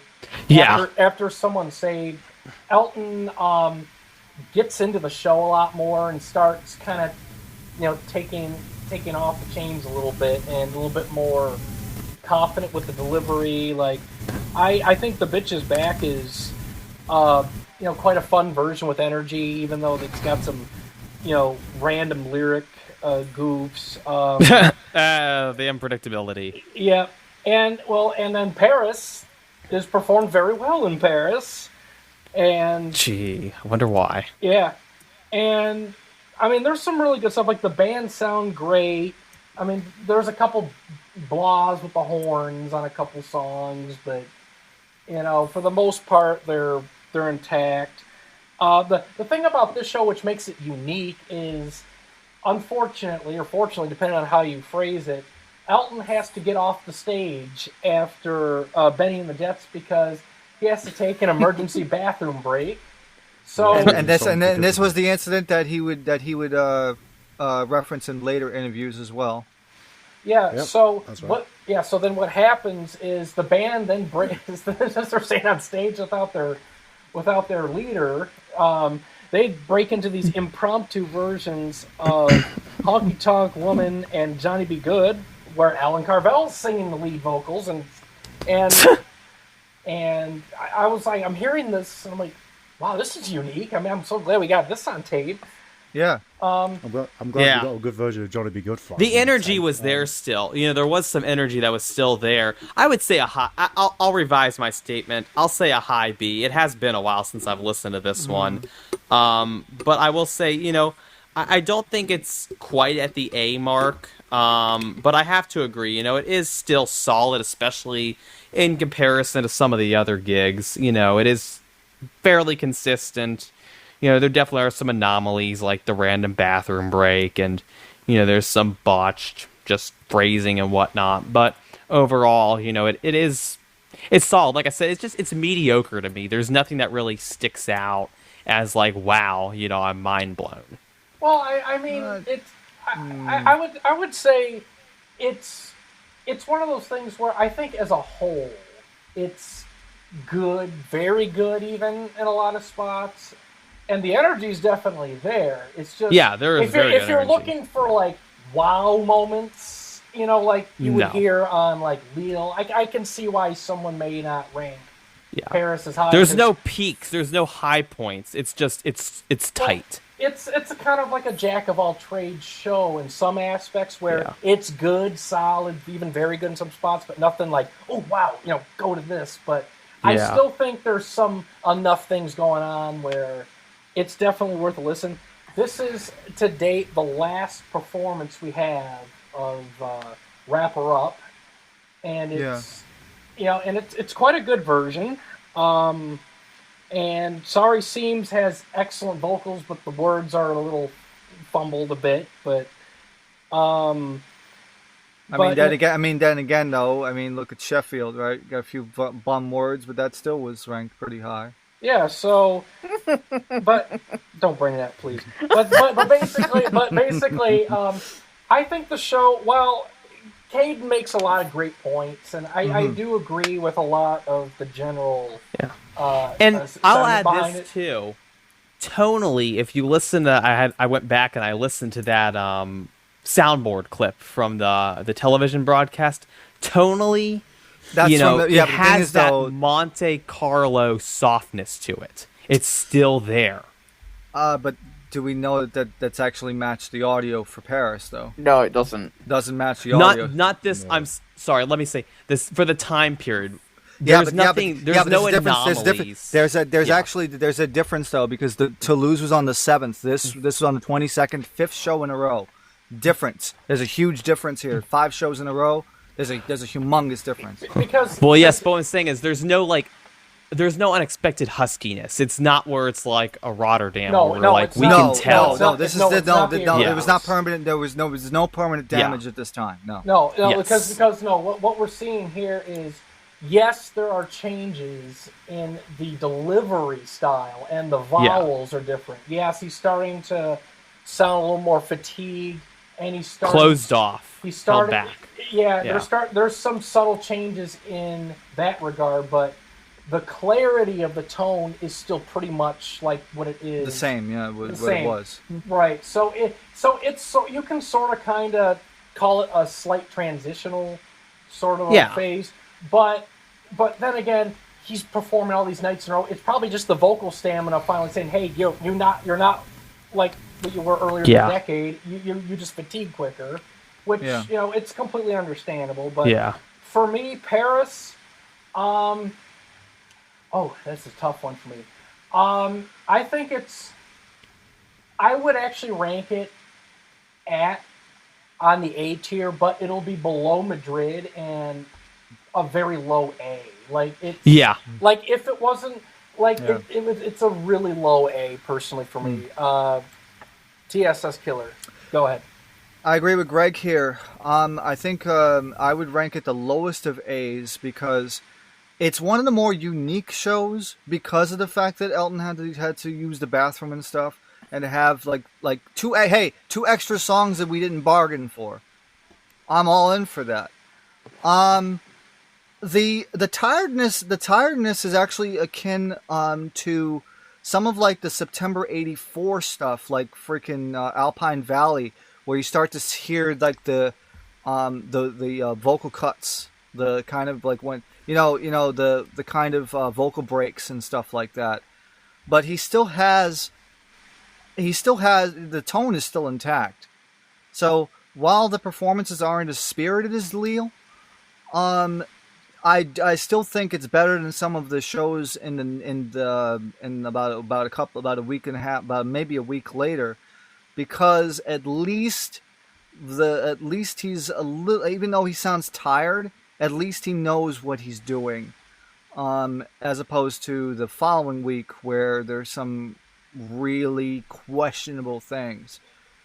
So musically the band is, I would say, almost on par to Lille in that respect, but the vocals did get a downgrade because, like I said, Lille was the first of 5 shows that he did in a row, and then there's a 3-night off, or 2 nights off, and then he does Basel.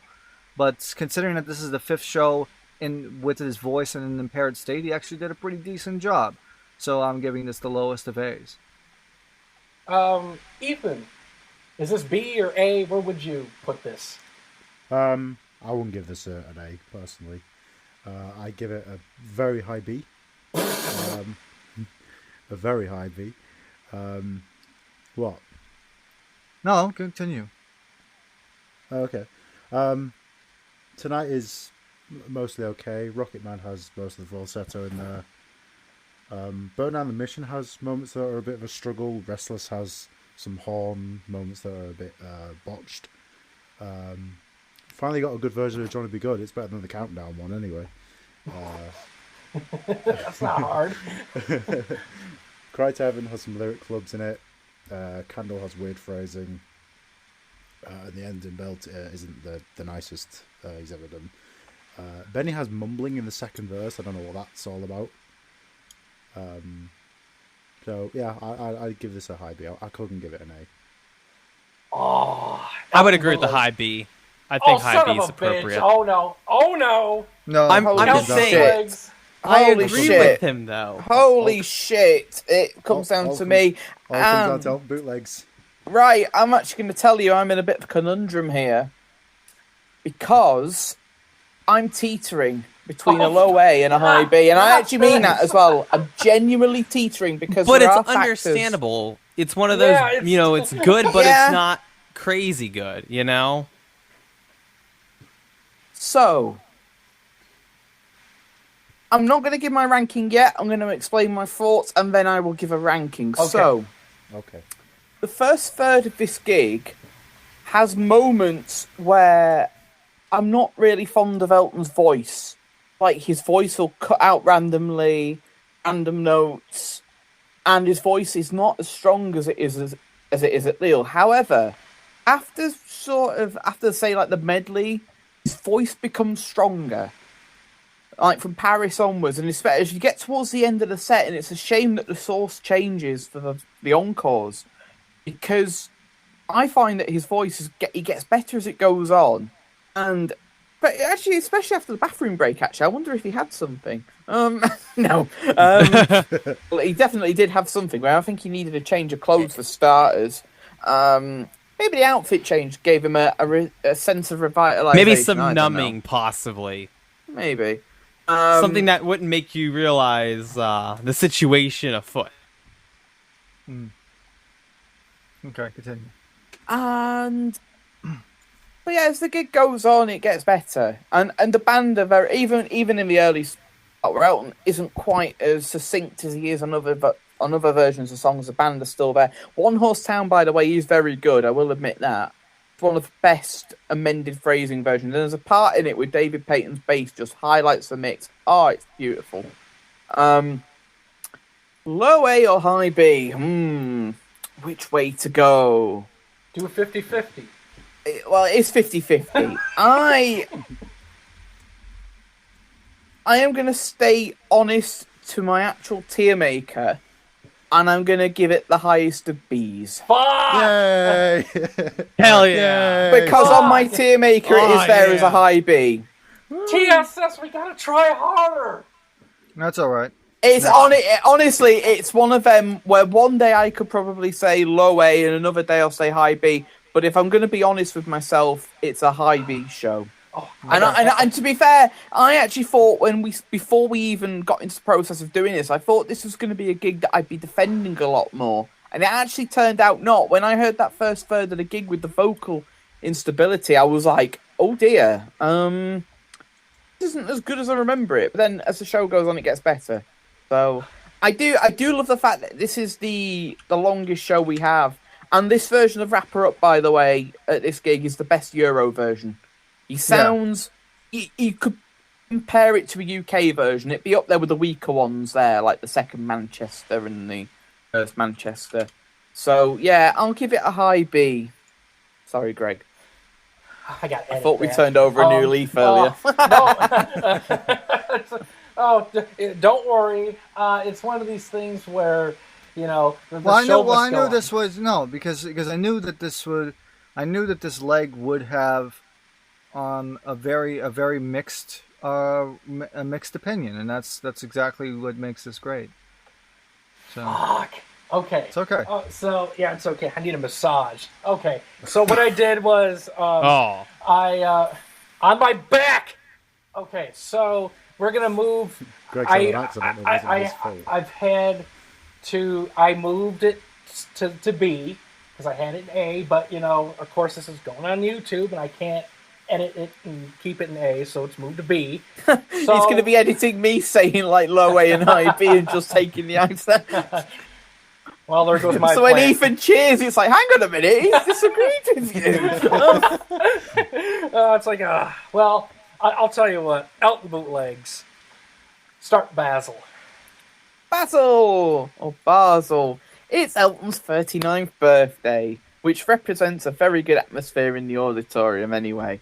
I really, really like this gig.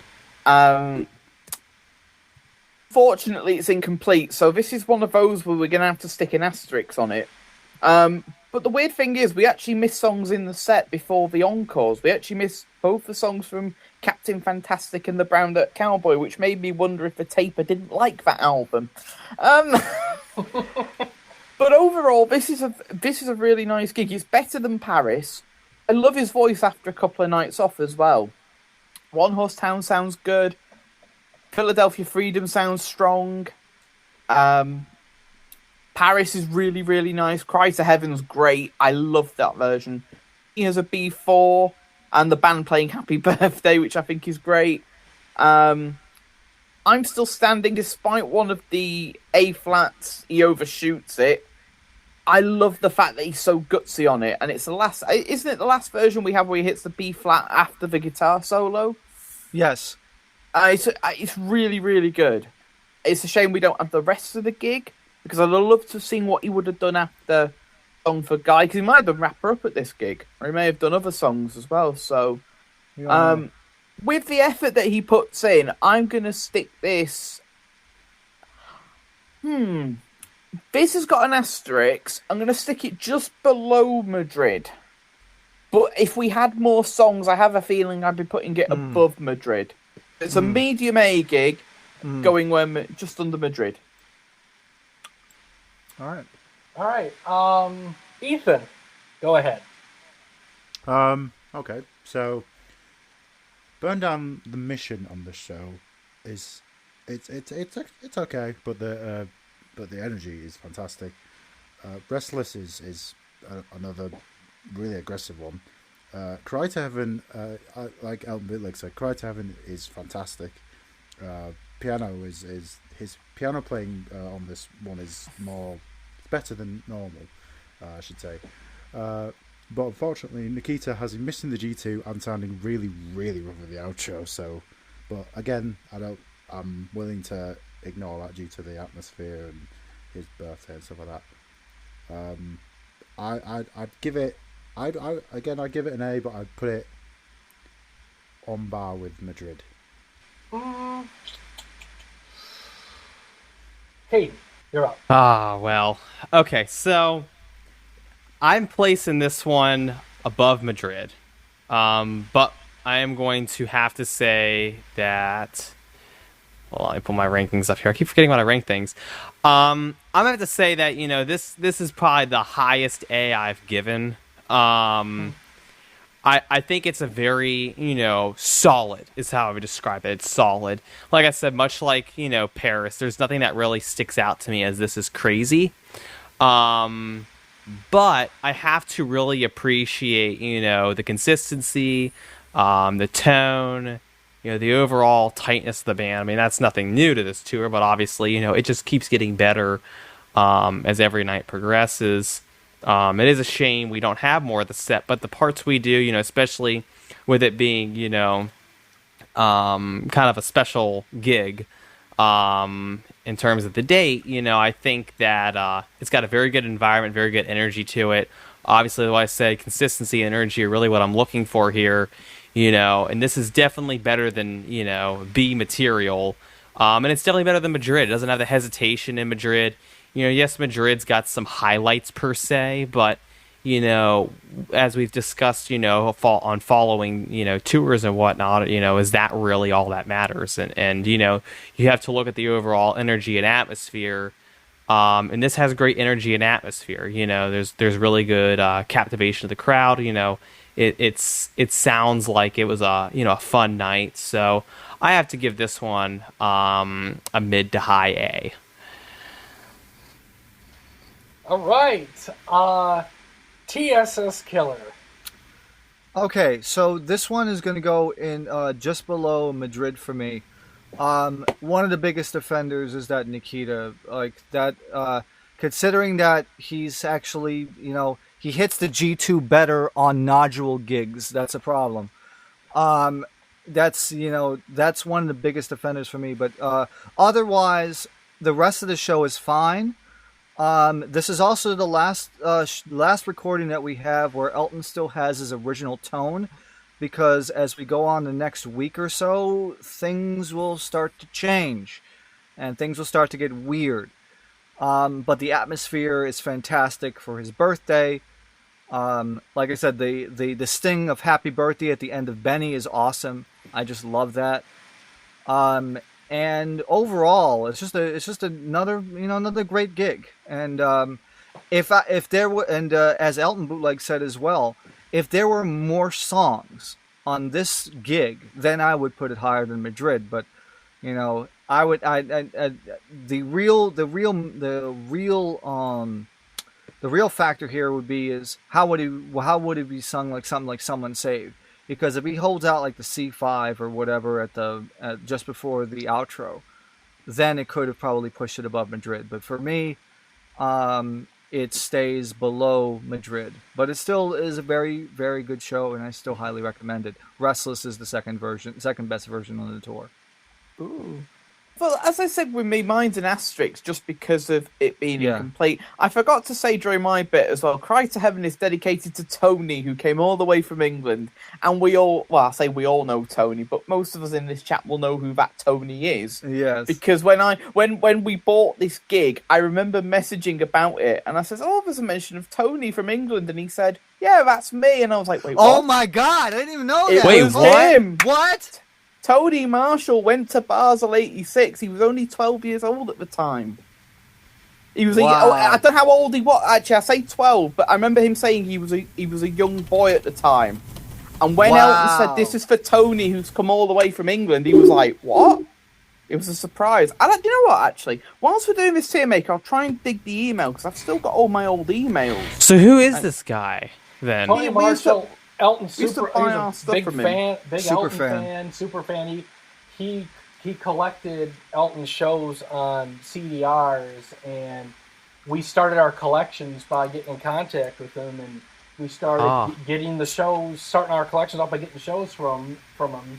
And he used to be a photographer, and in his adult life, he used to also have do like photographers because he used to do photography. Because we actually see him outside of, I think it was. What store? If you know what it is, Elton Bootlegs. Remember there was a photo of Tony taking a picture of Elton in like '97 in front of like a department store. Bugger. I don't know. Can't think off the top of my head. Let's think like Harrods or maybe Harrods or something. Harrods or somewhere in London. Anyway, it's definitely not going to be Woolworths anyway. But that would God bless Woolworths. God bless Woolworths. Yes. Yeah, but still, I mean, we've had Basel. I mean, literally, we've had Basel for like 9 years. I didn't even realize that was Tony. Yeah.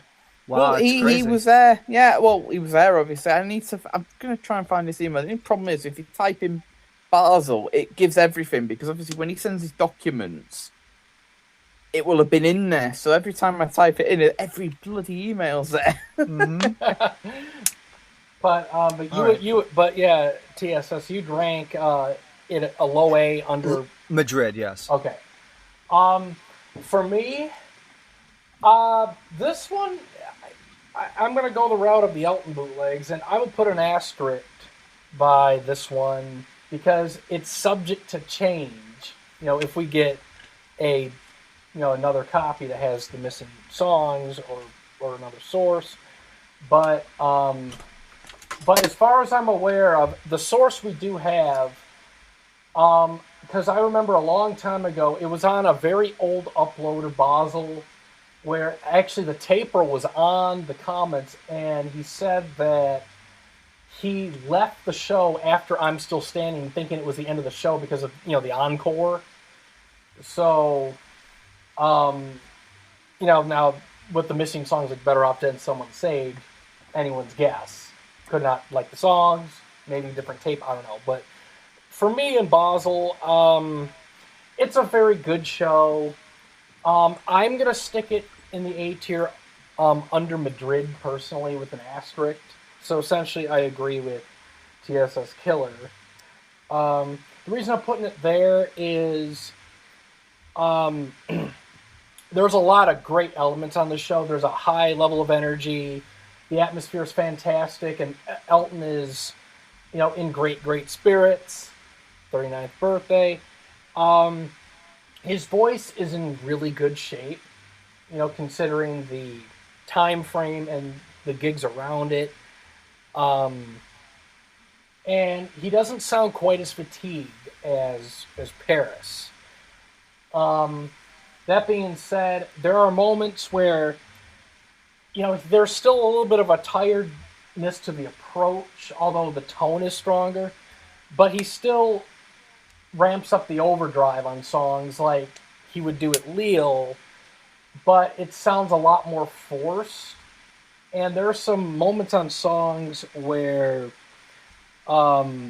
it's kind of highlighting some of the issues, where he's kind of pushing his voice a little too hard on some of the songs, like on I'm Still Standing, for example. He's going for a lot of embellishments, a lot of B flats, and then he's just in a fun mood, loving it.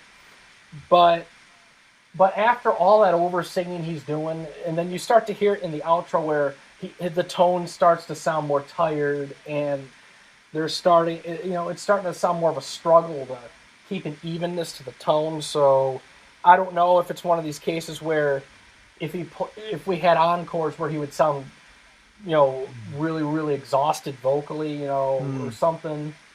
But he's clearly in his element in the sense that, he's loving the atmosphere. Yeah, Nikita isn't exactly the finest version of the song.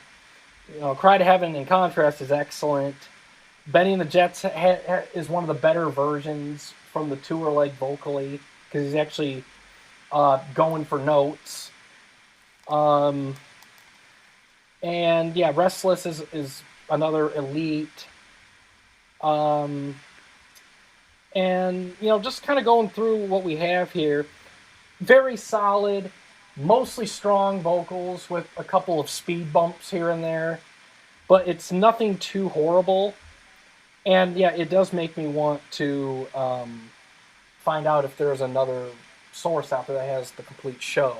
Mm-hmm. So for the atmosphere alone, and the fact that there's a lot of greatness about the show, even with some flubs, I will stick it in the low A tier with an asterisk. So it'll be under Madrid, but that's subject to change. Who knows what may happen if we get a better copy of the show that has all the tracks on it. It could shift it up, or it could shift it to high B. I don't know, but right. But from what I think it's still staying in the A category. Right. But for me, I'd be more debating whether it would go higher than where it is already currently. Right. I don't think it'd be a case of knocking it down unless the encore he blows his voice, and then it is, oh shit, it is a high B. Which could happen. Yeah. He does go for some demanding notes, particularly in I'm Still Standing, where he does blow out on one of the notes anyway, so... But then he does recover, so... Who knows? Maybe Song for Guy let the voice settle down. Yeah. Yeah, and hopefully it doesn't flub that up, otherwise I'd be scratching my head, But yeah, so there seems to be a consensus that it's an A tier show. Now, whether it be above Madrid or below Madrid is kind of the real question. So overall, as a group tier maker, would you put this below or above Madrid? Below. Below. Above. Okay, a couple belows, one above. Ethan, are you a below or above? Well, I said on par, but I think slightly below. All right. There we And go. as I said, my below is an asterisk. Yeah, I'm rather than it being asterisk. Mine's a an definitive asterisk too, fact. So Yeah. Yeah, I mean, it all has to be. You know, things could change if you get a complete copy or a better gen copy with less noise in it. I mean, considering that we did the 85-86 tour debate like 6 times, it tells you how much time that we've spent on this fucking tour. Can somebody check Dime just in case something's dropped tonight? Yeah, they just watch. It's like, fucking, I gotta redo this. We just dropped Winky. We just make amendments. That's all we gotta do. Yeah, but yeah, okay. So I'm gonna begin the next one. Sure. And this is Munich, or München. Greg's baby. That's right, I because bought this. Because yes, the Elton Bootlegs bought this. I also found out just before we continue. I bought Lille. I bought no, you had the original copy of Lille, and then I bought it because Paris, Restless, and Benny, as I've just read in my emails, they were damaged on yours, so I got the event. I also bought Berlin when we bought Lille and Basel. Oh God! And I bought Munich before that, but this was off a different site. This wasn't Tony. This was I think that something was different. That was the I think the Wrap It Alan. Up shop. Alan. The Oh, Wrap It God Up bless shop, it. Yeah, he passed away a couple of years ago. Nice guy. God bless him. Yeah, I remember. I got some stuff off that site. I still have my old CDRs. Yeah, I do as well. Actually, what- I've got the covers and Yeah, great. That's where I got Wembley '85 in Leeds from. I and Worcester got '84. the second New York '86. It was the first show I ever bought. Yeah, those are memories that like 10 years ago or so. It's like that's where we first started. We're getting And the CDRs. And the best bit is about that second New York show. It took 10 years for a fresh copy to come. I know. But for Munich, this one, it's. I was at that show in spirit because I was -4, and I remember quite a bit about it since I got a tape of it. It's so for Munich.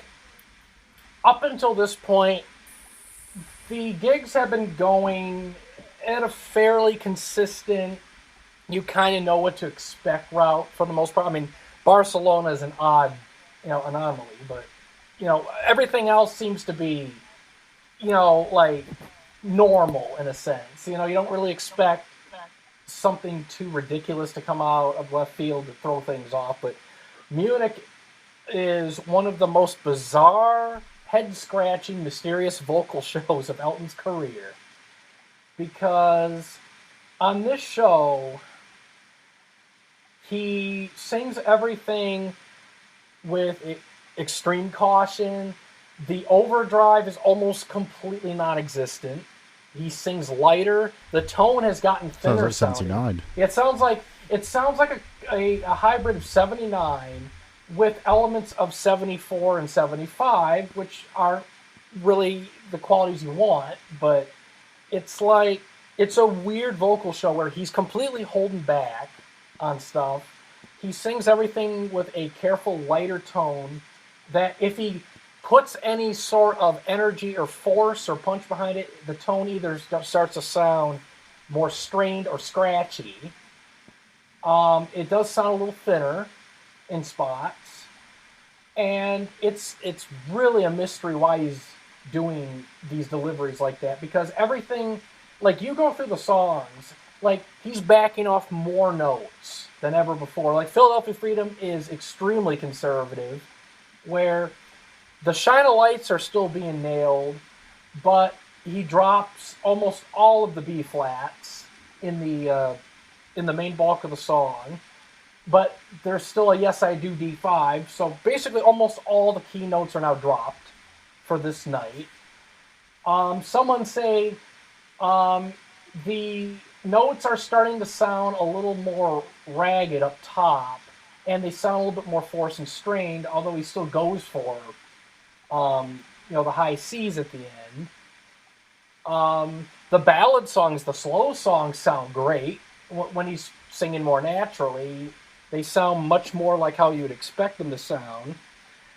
But it's like something happened before this gig or something where all of a sudden he just changed his delivery to where everything is cautiously sung, and did he blow his voice out the night before? Did he overdo things the night before? Did something happen? I don't know, but it's bizarre because he has not held back like this ever on the tapes leading up to this point.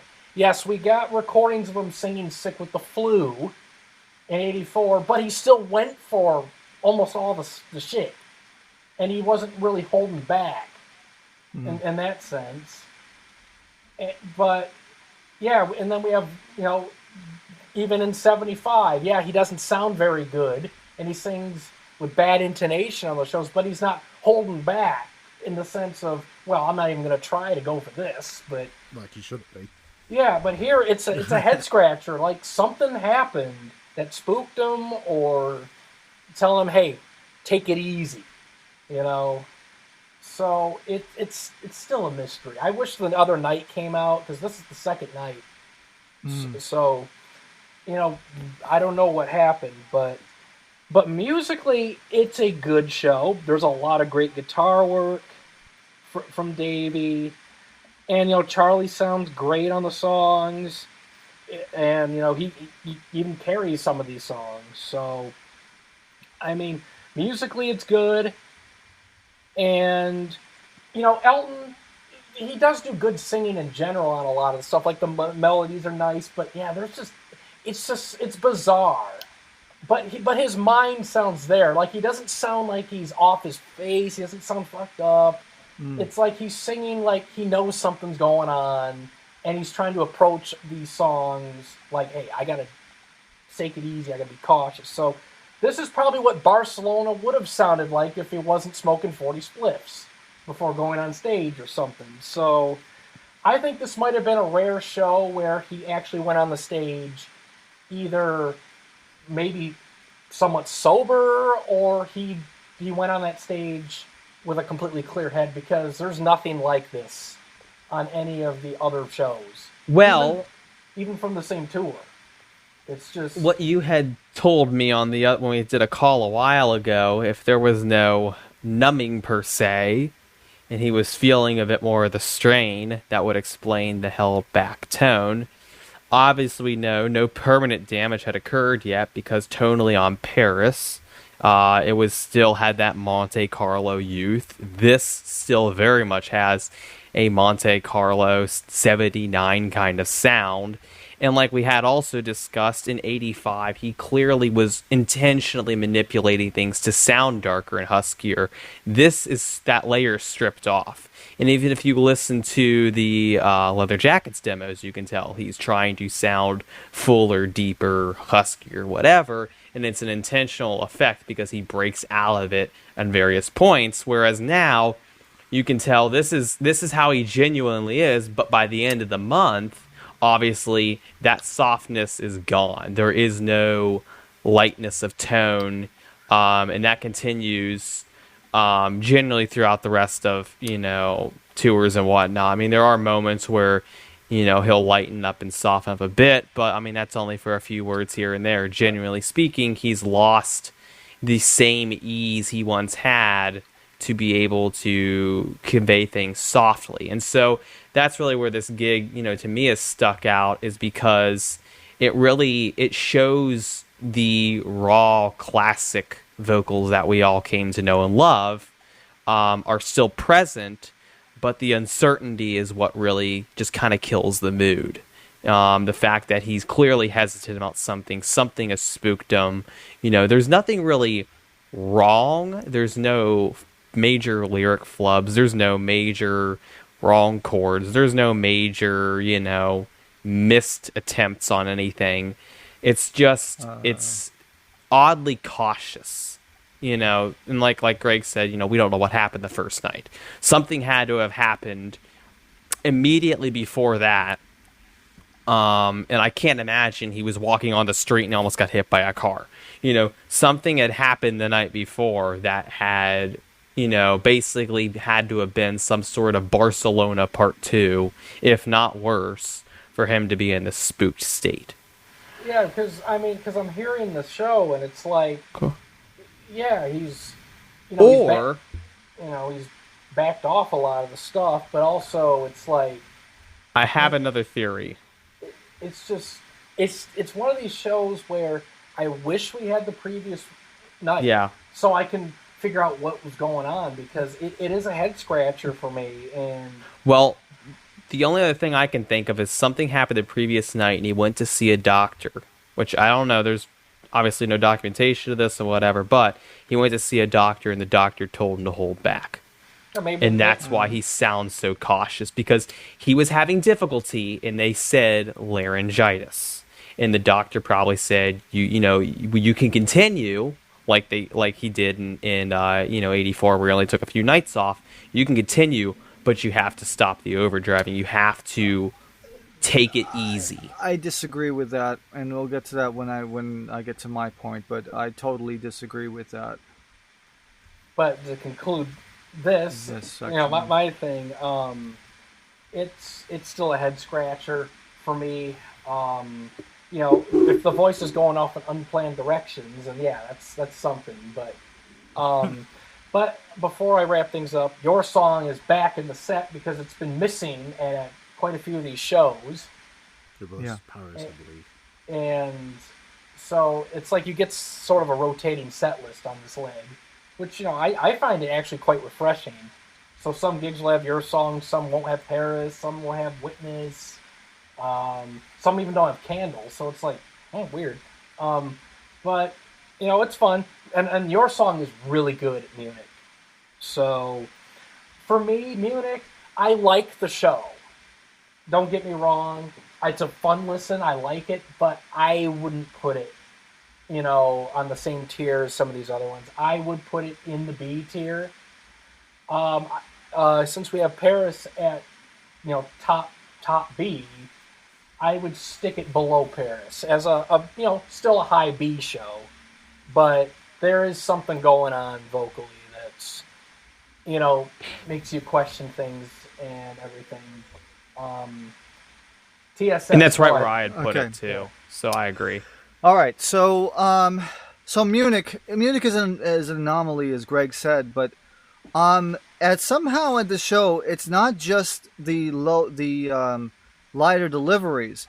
I can actually hear a timbre shift, but weirdly, it's a timbre shift that isn't lower. It's actually slightly higher than it was in the previous week.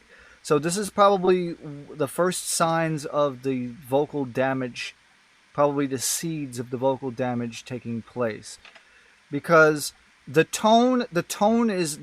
timbre is actually lighter than the previous shows. So this is kind of like the warning sign, and maybe the previous night had something to do with it. I do not think there was any sort of doctor intervention, because number one, he probably wouldn't have time to see one at this point, and two, I think something must have happened, like a disaster must have happened on the previous show, where he had to take it easy. And you could definitely tell with some of the deliveries, like realistically, like the first B flat on Rocket Man is like delivering it like 1974 or something.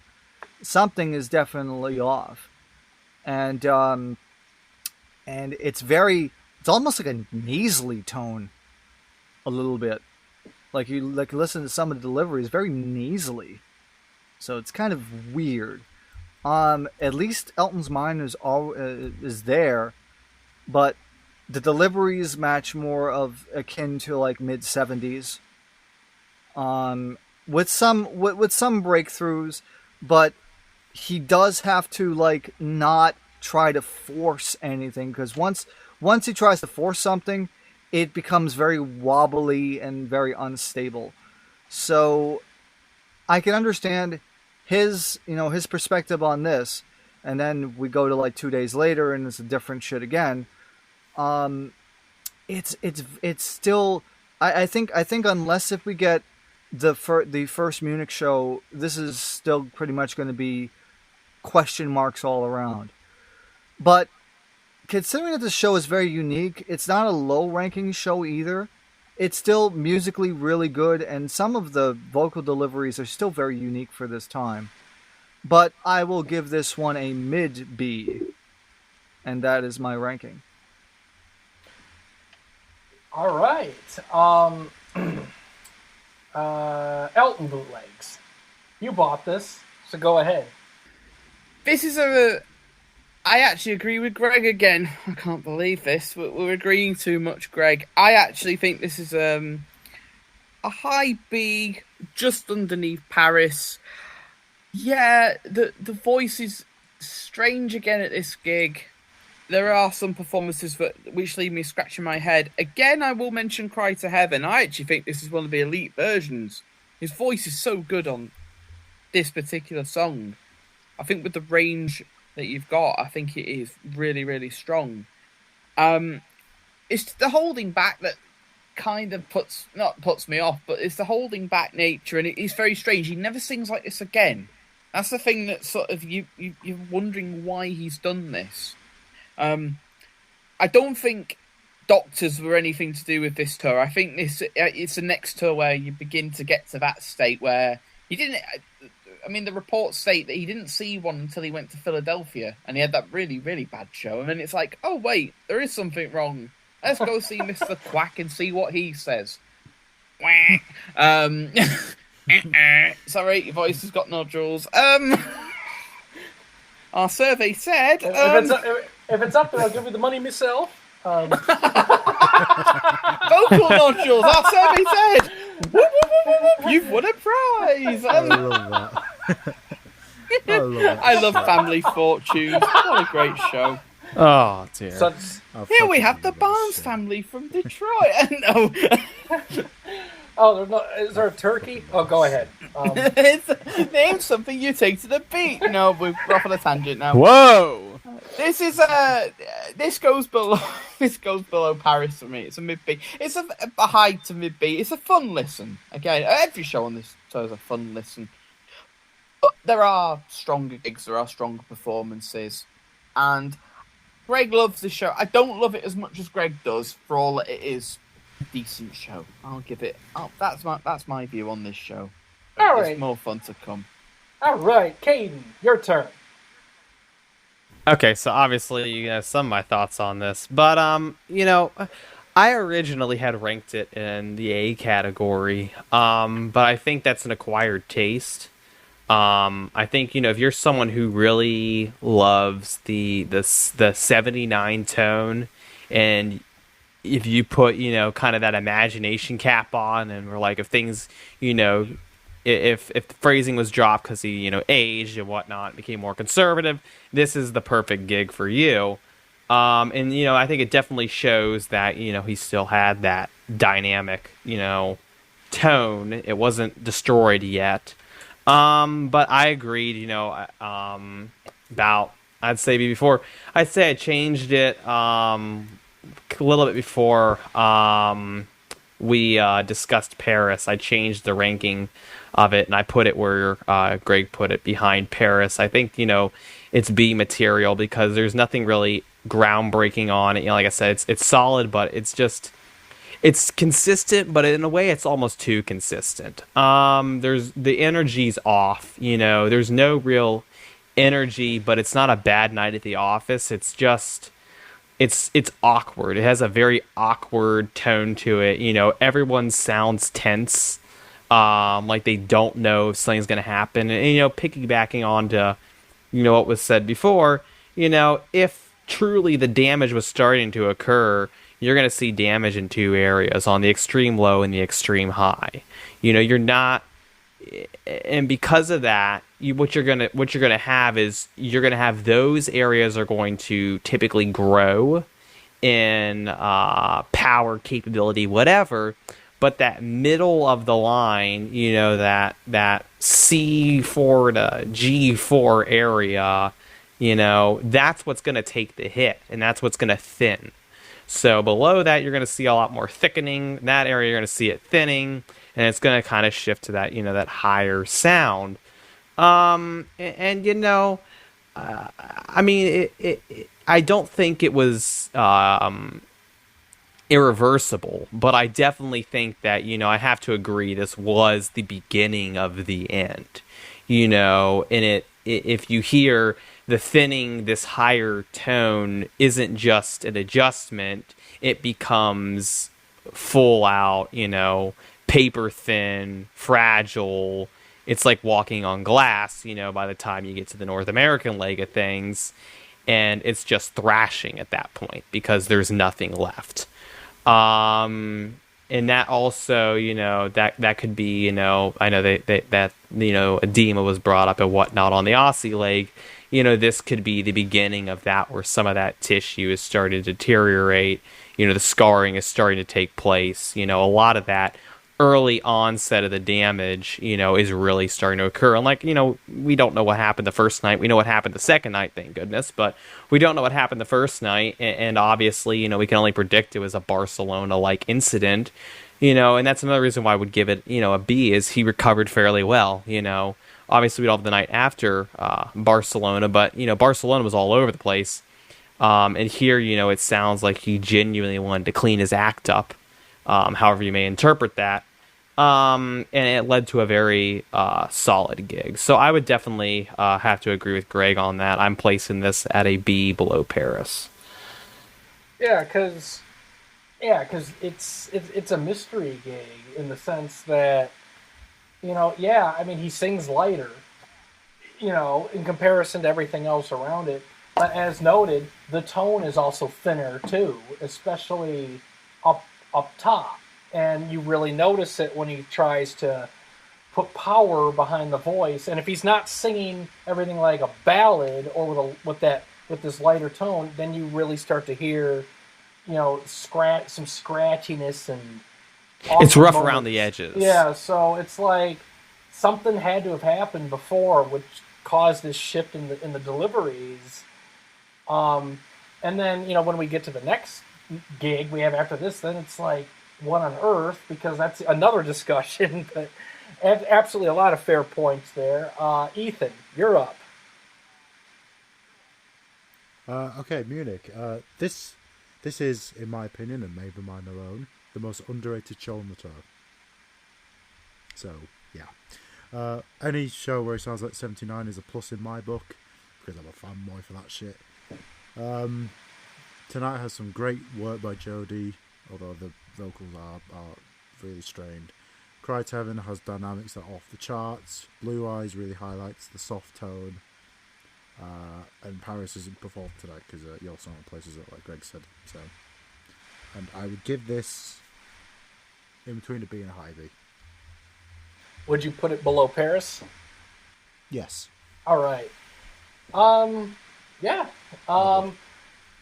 Do I think now, before we move on to the next show, do I think the gig is underrated since I was there in spirit at -4?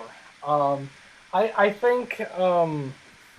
think some aspects are underrated about the show, and it is definitely worth a listen because, his mind is there, and I think, it's one of those things where it's such a unique wild card gig with a lot of mystery behind it. Like, it's almost has to be a recommended listen to say, like, hey, you got to hear this. Just to hear this out-of-the-box gig. It's got good performances. So, in a way, I do think it is a little underrated. Although I think there's another show that I think is even more underrated than that one that I will bring up later. But in the meantime, Ethan, I want you to start Berlin. Okay, this is Barcelona Part 2. Elton's off in his own world tonight. Better Off Dead has moments where he's like really hesitant and stuff like that. Burn Down the Mission has like goofy speech singing, which is hilarious in the second pre-chorus. Benny and Restless have this weird mistimed intro where like he mistimes the piano. It's really odd. And the vocals are erratic. Song for You has whispering in spots, which is hilarious, and to be fair, a lot of songs have whispering in them, which is again hilarious. Sounds like he's drunk. I don't think he's high at this show. Probably just sounds like he's drunk. Although it is better than Barcelona, so I would put it at a low C. I don't think it's a high D show. Elton Bootlegs. Hi. Go ahead. this show is another one that I bought, and I remember putting in and going, what the hell? Actually, to be fair, when I first listened to this, I listened to the songs that I liked. The stuff like I'm Still Standing and Nikita, stuff like that. And they're not the worst versions. Nikita's actually a pretty good version. So when I first listened to this, I thought, oh, it's not too bad. He's not all over the place. He's a lot more confident in one aspect with his singing than he was at Munich. On the other hand, though, his mental state doesn't help. I actually do believe he is high, because I actually have a little thought about the whispering, and it makes me think of more stoned aspect rather than drinking. Okay. But this game, like One Horse Town, for example, oh my god, that is a hilarious version. Like, you don't know what's going to happen next. Rocket Man, that's just random. Doesn't even know what notes. What? Do you love the intro to Cry to Heaven on the show? Well, I do. That intro is fantastic, where he doesn't know where he is. It is. Do you know what? It's funny actually. Cry to Heaven's the weakest version, but it's still not bad. It gets better as it goes along. And he is just one of those performances you have to listen to it to believe it. It's just it's random. Song for Guy is probably the best performance of the night. Saturday Night, oh dear, he just goes all over the place. His Candle's not. Well, it's not as bad as some. I Get a Witness, yeah, fun. I am going to give this... It's not as bad as Barcelona. I'm going to give this a high C. High to mid C would be my ranking for Blitzed in Berlin, or however you're going to call it. Blazed in Berlin, or whatever you want to call it. I'm trying to think of, like, alliterations to go with it. Yeah, well, I had Blitzed in Berlin on the titles, so, but for me, Berlin is Barcelona Part 2. Elton's mental state is once again completely in the garbage, but at least here compared to Barcelona, his voice he has more access to his range and his voice compared to Barcelona. So it's not as awkward in the sense that he's like completely not knowing what notes to hit and like failing them. It's just the deliveries are so off in their own world that it's a head scratcher and it's hilarious. Like you have it's extremely bizarre. One of the funniest shows from the entire era. You have, like, even tonight, to start off the show, you're in for a good night when you have the dynamics being all over the place and the phrasing is making you question what's going to go on. One Horse Town is hilarious because he's like all over the place. Like, he can't stick to one particular phrase, or it's like he's like singing through a fog or something, like trying to figure out where he's going on these songs.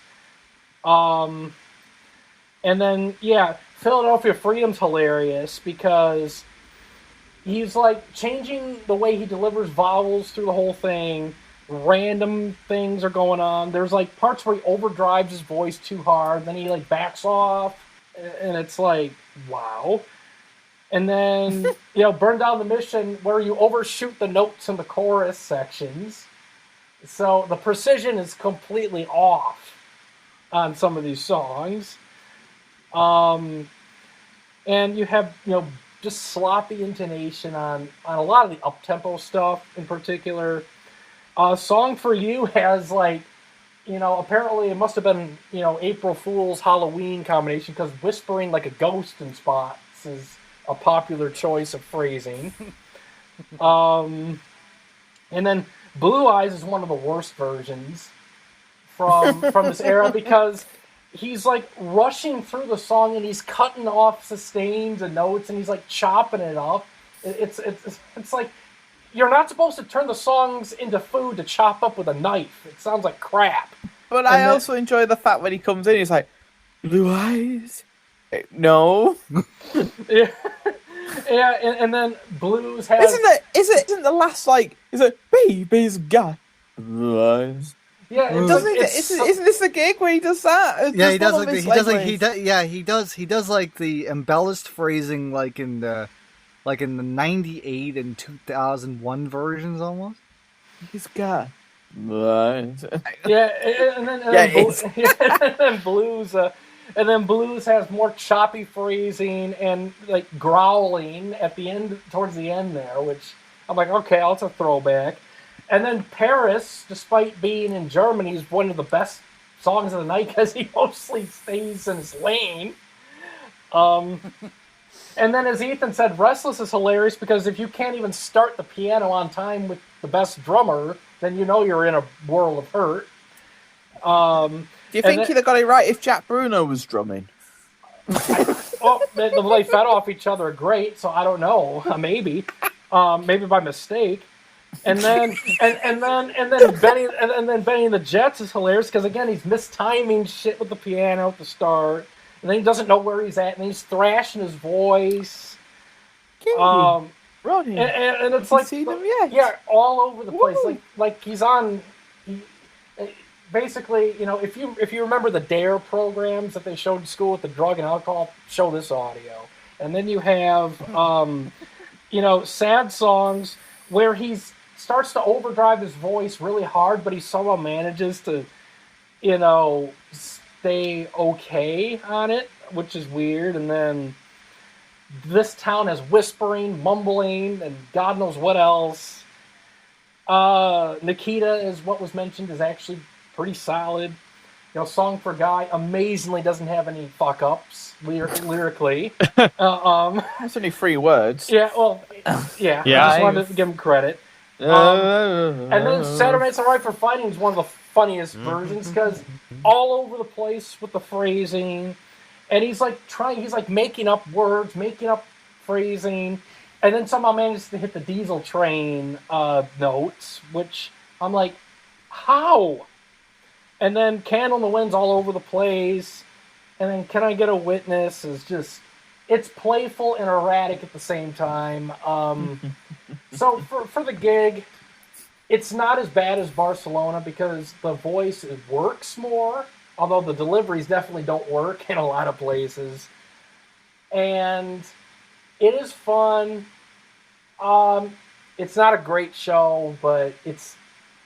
I'll take it over Barcelona, although it's not saying much. I'll stick it in the C tier. I'll put it in the middle of the road as a C. TSS Killer. How about Blitzed in Berlin? Well, Berlin is like a car crash that you just don't want to look away. Berlin is one of the most entertaining shows on this leg.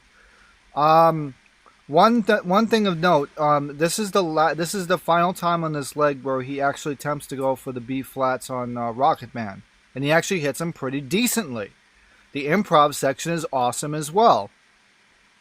Yes, of course, there's like whispering phrasing like Benny and and Candle and Blue Eyes is just so fucking funny. The ballad songs are fantastic too, but it's like. But this show, I mean, regardless on, some of Elton's missed timings, the band is really good and they actually like mesh really well together. And I'm actually in the camp of this actually gets the lowest of B's because it's really entertaining. This is like super entertaining. Like in terms of like entertainment factor and like wanting to listen to this gig, I'll listen to this gig like all fucking day.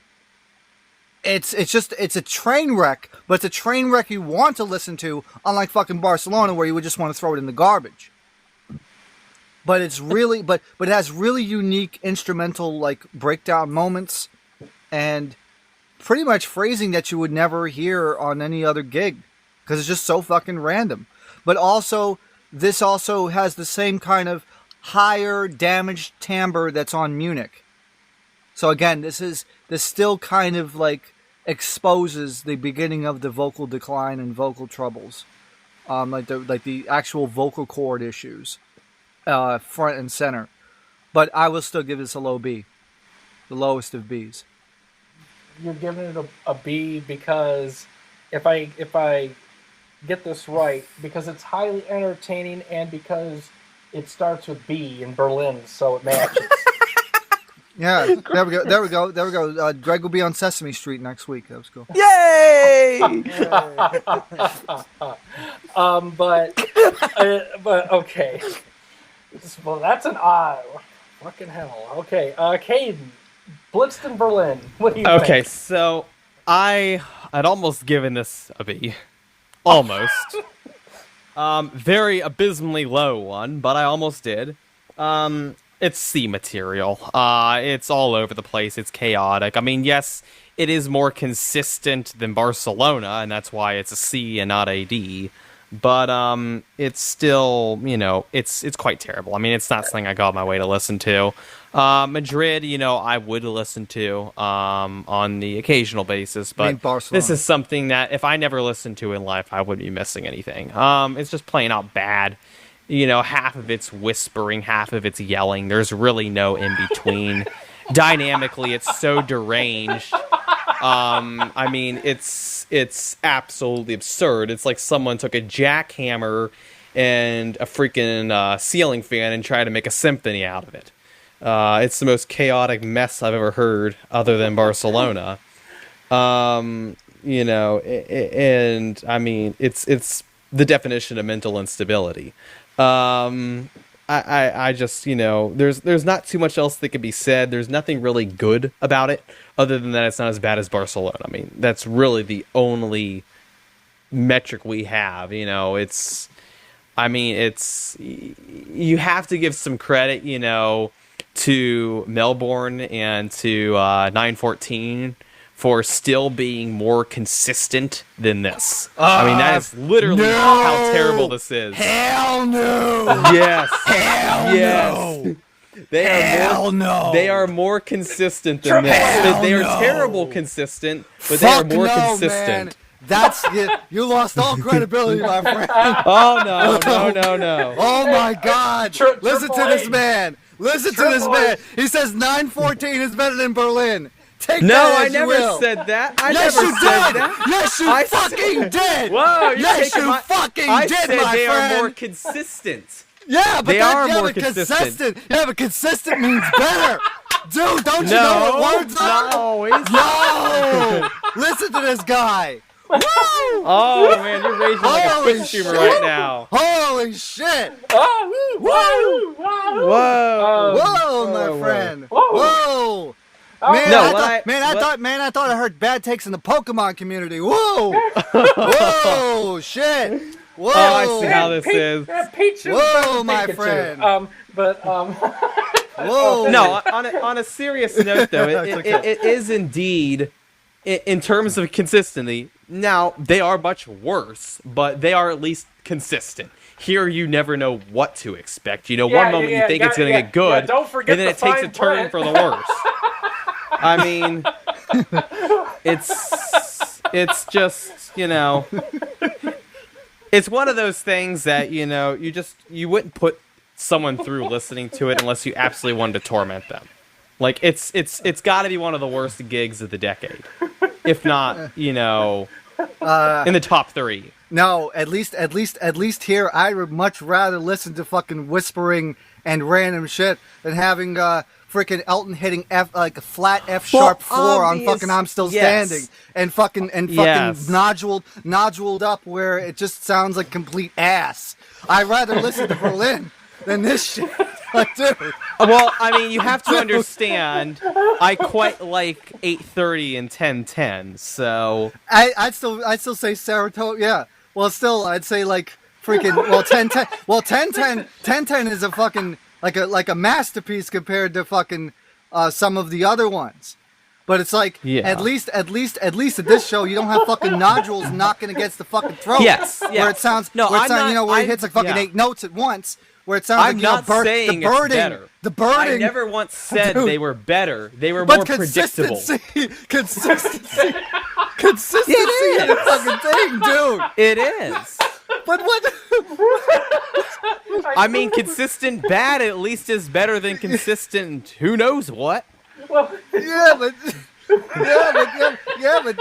the description that you described. I know it was improper wording. It's one of the weirdest phrasing I have ever seen. And I have done Pokemon podcast stuff for like on and off for like the last 17 years. This is one of the weirdest things that I've ever heard a person say in terms of like being out there.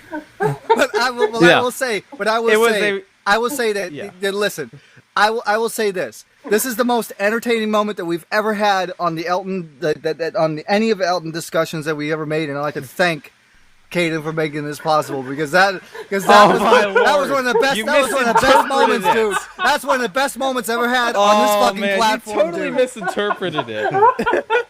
But this is. I was making a point of how terribly unpredictable it was. Look, and that's valid, but the way it was said. Dude, I know, dude, you gotta the go way back. Listen. When this shit gets uploaded to YouTube, you gotta listen to how it transitioned to that because that was one of the most interesting transitions I've ever heard in my life. I know it had some Berlin energy to it. Okay. Oh dear, my line of reasoning was correct. My wording was not. Yeah, but you know what? Well, you know what? I'll give you this one. I'll give you this one for being the most entertaining moment that we've ever had over here. So glorious! I want to thank you for that. That was a good. Well, that was a good laugh. That was a good laugh. I love that. And plus you completely cracked Greg, so you win. Oh goodness, thank you. Well, at least I take the crown at the end of the day. Greg did say cheating was possible. If all else fails, just cheat. So I cheated. Greg, I'm using your words against you.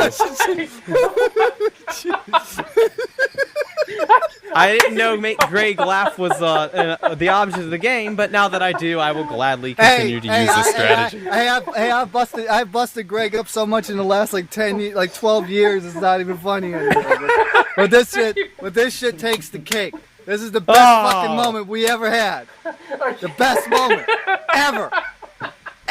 Well, if you think this is funny, you should get another person on there who would actually say out of this world things, and it's not. But the difference is you said it so nonchalantly that it's just so fucking bizarre and funny. A person with a completely different attitude wouldn't have the same energy. Well, I mean, I am tired, but no, it's not about the tiredness. It's just the way that it was nonchalantly said, and I love it. Yeah, absolutely. But no, I mean, greatest moment. But anyway, continue, please. I would say, I mean, obviously those are abysmal, but I mean, it's barely listenable. It's something that you'd have to suffer through. And the shame is we don't know what happens afterwards. Something bad has to happen in the following weeks for something like Rotterdam to happen. It's got to get worse, and it's got to get worse fast. Because even listening through, March is, it's a slippery slope, but it's right. Other than Barcelona, and obviously we don't have everything, it slowly slips. April, it seems to slip much more drastically. And, I think that's really, where I said about the consistency, and where I'm judging the consistency. It isn't consistency as in, it's just outright bad or outright good. It's like there's bad moments and there's good moments, but then there's the attempts to make more good moments that just ruin it. It's the overdriving that should have never taken place. If you would have continued with the Munich, style, I mean, yes, it would have sounded awkward, but at least it wouldn't have made someone's ears bleed. Now we're at the point to where, who knows what happens in the next 2 to 3 weeks. Right. And that's really where I have to rank this one so lowly. I mean, this, I would say is definitely C material. I can't disagree with that. Okay. I'm sorry. Greg, it Hang was on, just- improper wording. I just need a second. Hang on. Okay, while Greg All right, gets okay, Greg. I gets have started forever here. incriminated myself All right. off of one sentence. Oh, it's Dear fine. Lord. Okay. All right. Okay. So, DS. Excuse me. I'm now DS victim of Greg, is what I am. DS says I gotta make you're that ranked at a low Photoshop. B. Everyone has it. And Well, listen. For you guys, I'll put it in C. It's fine. Okay. For me, the show is great because hey, that's the show that's the gig I played in the car and when I was with Greg and almost made him crash. We ranted C for crashing and C for consistency. So let's move on to. Oh, good. Okay. So, Can I lead? Okay, Cayden. Just start fucking Vienna. I am afternoon. completely sober in my opinions. Oh my lord. Start the afternoon Vienna. Excuse me. God. You guys are never gonna live this one down now. Oh my lord. Oh. Ugh. Nope. Welcome to the club, Cayden.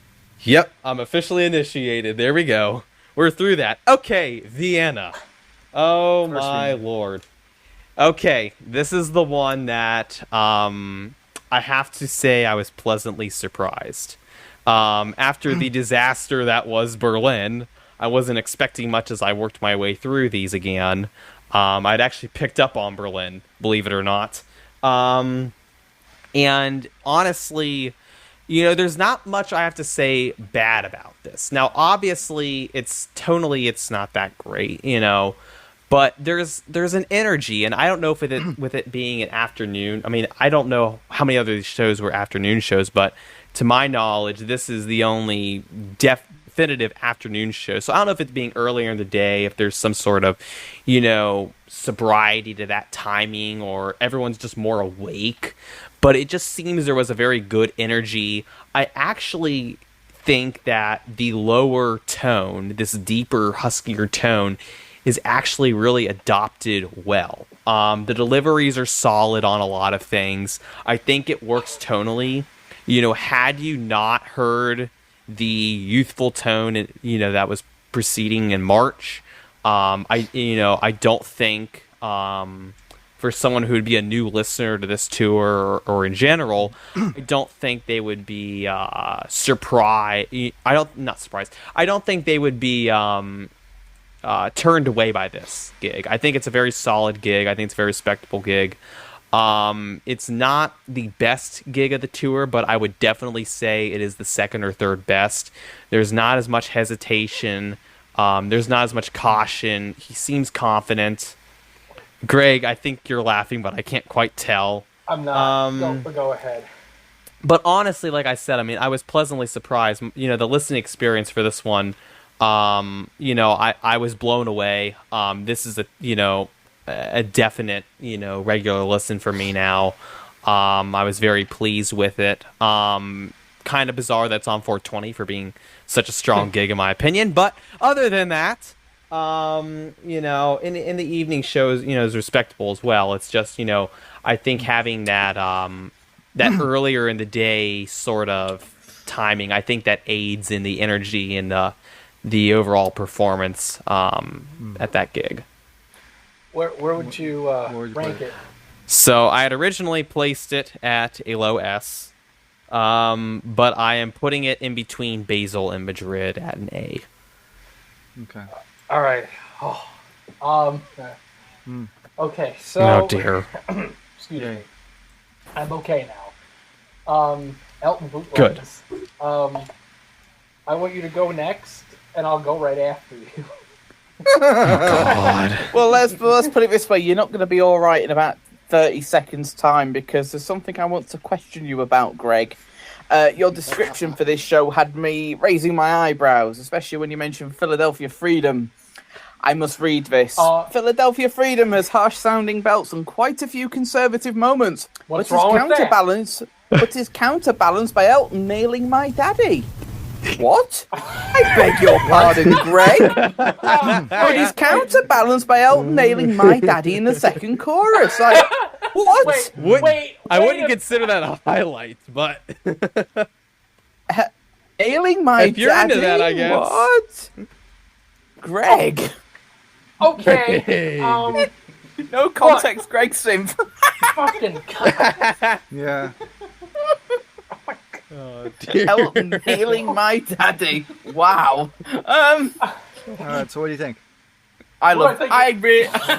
No, I don't love that part. Oh! Not in Yeah, he Greg's totally context, doesn't listen to anyway. it over I and love over. this. I love this show, by the way. Okay, so I know that his voice takes the darker tone, and it sounds a bit harsher, a bit more husky.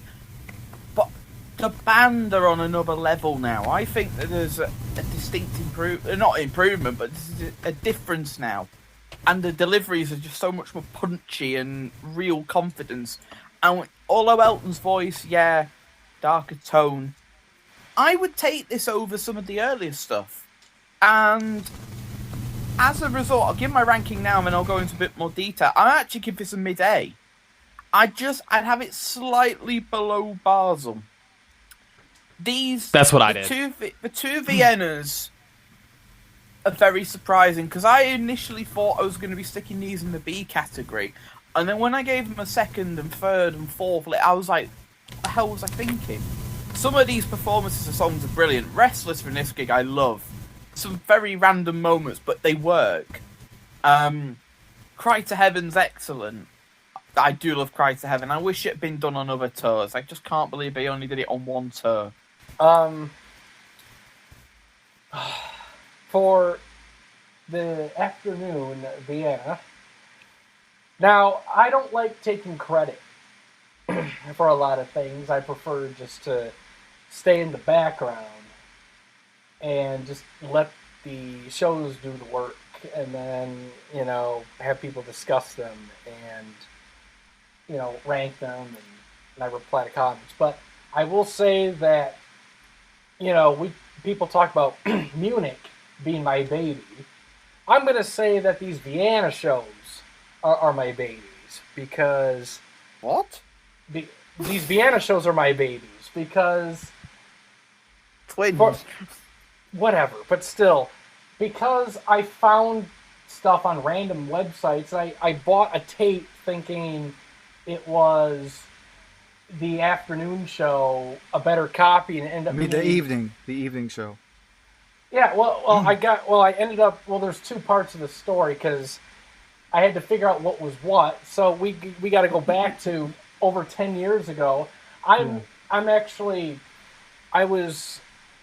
We had only the evening show, and it was very incomplete, quality was bad, and songs ran into each other, like it was missing like the first 2 seconds on tracks, and then it was missing the last 2 seconds on track, and so it kept like fading in and out.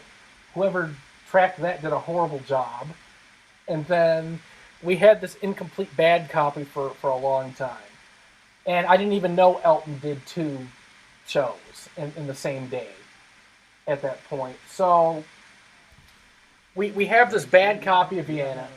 And then in about 2014, 15, I ended up getting a tape that had the date of Vienna. I'm like, well, we need a lossless copy and everything. And I play the tape, and then, I hear Highlander Tonight, and then One Horse Town, nothing's out of the ordinary. I'm like, okay, sounds better. And then at the end of One Horse Town, on the old copy, Elton would yell, "Good evening, Vienna." Nothing to miss. Now I'm listening to this. I don't hear that. I'm like, doesn't Elton say something, or am I misreading this? And so I'm like, okay. Then he starts talking about like he starts doing a speech where he's like, I apologize for, everything, and I'm like, what the hell is he talking about? I'm listening, and I'm like, okay, we're doing the show in the afternoon. I'm like, what the hell? What is this? Like, I was completely bewildered and confused here. And I would document the listening parties on my Facebook group about what I'm listening to. and I wrote on the group, "Where's Good Evening Vienna?" And everyone's like, "What are you talking about?" I'm like, "It's not there. And there's a different speech." And I'm like, "This doesn't make sense." And I'm like, "What is this?" So I start reading into it, and then some of the websites said Vienna, 4/20, 1986, and then like Elton did 2 shows. I'm like, when did this come alive? I didn't even know about this. So I'm like, do I have a different show? And I look up, and I'm like, okay, he's doing an afternoon show for some reason. Okay. And then it wasn't anything else like I heard, so it wasn't like a mislabeled show. It was Vienna, but I'm like, okay. And I'm like, okay, this isn't making sense, but that's fine.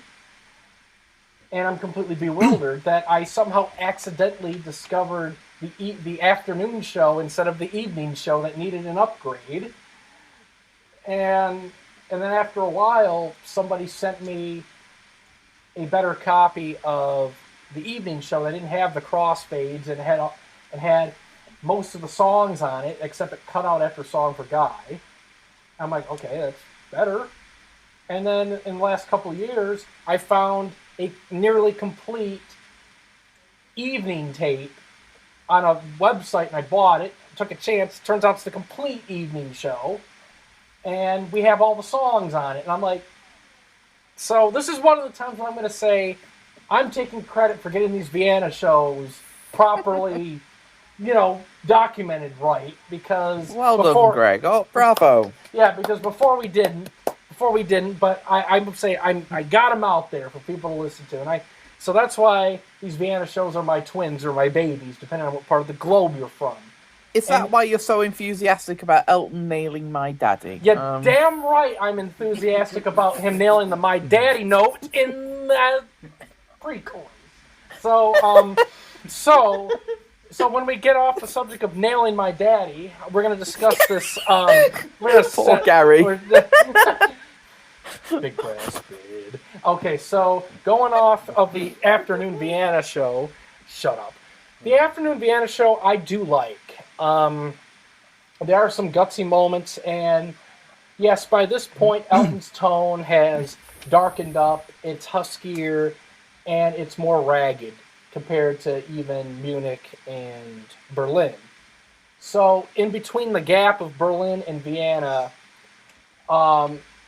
that's when the vocal damage really started to become apparent and severe enough to change his tone to what we would hear on Vienna and Rotterdam and eventually on the North American leg. Although to be fair, on this show, the afternoon show, you can still hear bits of his prime tone still kind of there on some of the songs, although the huskier, darker, damaged sound is starting to become the more prominent sound. But yeah, the reason why Elton had to do 2 shows in the same day was because he was supposed to do a show on the 19th, but there was a bomb threat, which basically canceled the show, so Elton made up for it by playing an afternoon show on the 20th, and then the evening show, which was supposed to be the only date, became the second show. So, yeah, let's cram 2 gigs. Let's cram 2 gigs in one day when my voice is starting to take a downturn. That's great. Yeah. But in all fairness, it's a good show. Elton does sound tired, but he does well with what he has for the most part. And his mind is there. He doesn't sound like he's too off his face. And the musicianship is excellent at this show. And Elton is gutsy in some spots, especially on Philadelphia Freedom. You don't need to know where he's extremely gutsy because my words will be taken out of context again. You only need to put "the" in front of it and you'd have got away with it, but unfortunately you didn't. Excuse me, they have a stupid thing called a character limit. So, oh wow. But deal with it.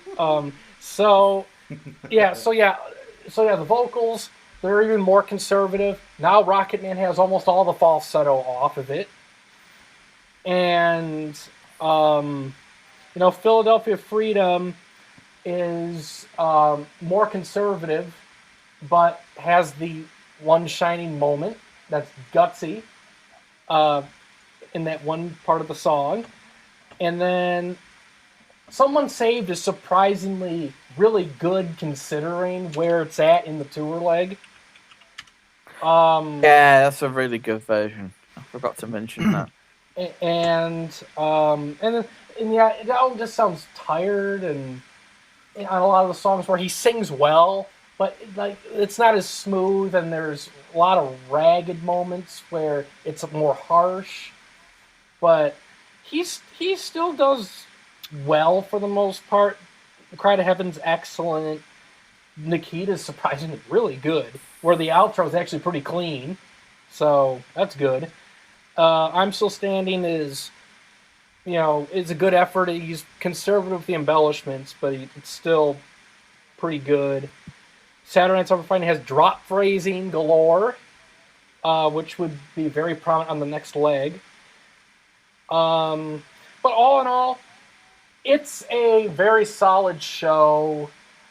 When I gave it a listen a while back, I thought it was really good, and then I recently listened to it yesterday to prepare, and I'm like, there's some parts on here that I think are better at other shows, and so for my ranking, I don't think it's quite up to like A level in the sense that it's a mid-A or anything. I actually think that it's a teetering show where I'm caught between the highest of B and the lowest of A because of, the harsher singing and like just kind of like that general fatigue where the vocal prowess is impaired, quite a bit, but it's still decent on that aspect.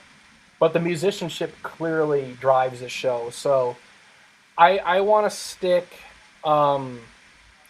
the Afternoon Vienna right at the absolute highest level of B imaginable, but it could go either way, and it'll lead me into the next show when it comes around to me. So Ethan, how about you? When I made my ranking originally, I thought I'd been fair, but now when I'm listening to your guys' things, I feel I might have been a bit hard, because I put this at B, just because of the rough and tired vocals, and I feel now that I've been a bit harsh on it, just putting it at B, so I'm going to put this, I'm going to go Alex, what did you rank this again? Low A, did you say? No, he said high. He said top B. Top B. Mid A, I said. No, I said mid A as well. I thought Ethan said Greg. I'm sorry. I'm gonna go with a low A as a sort of. Oh. Okay. Hey, Greg. Hold on a minute. Hold on. Wait just a fucking minute. Hold on a minute. Joke.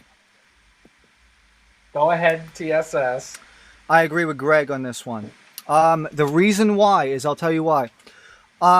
This show is very bizarre because up until after sad songs, or before, or right before sad songs, so from the beginning of the show till sad songs, Elton is in pretty rough voice. Like on sad songs, he actually hits F-sharp 4s, which doesn't work.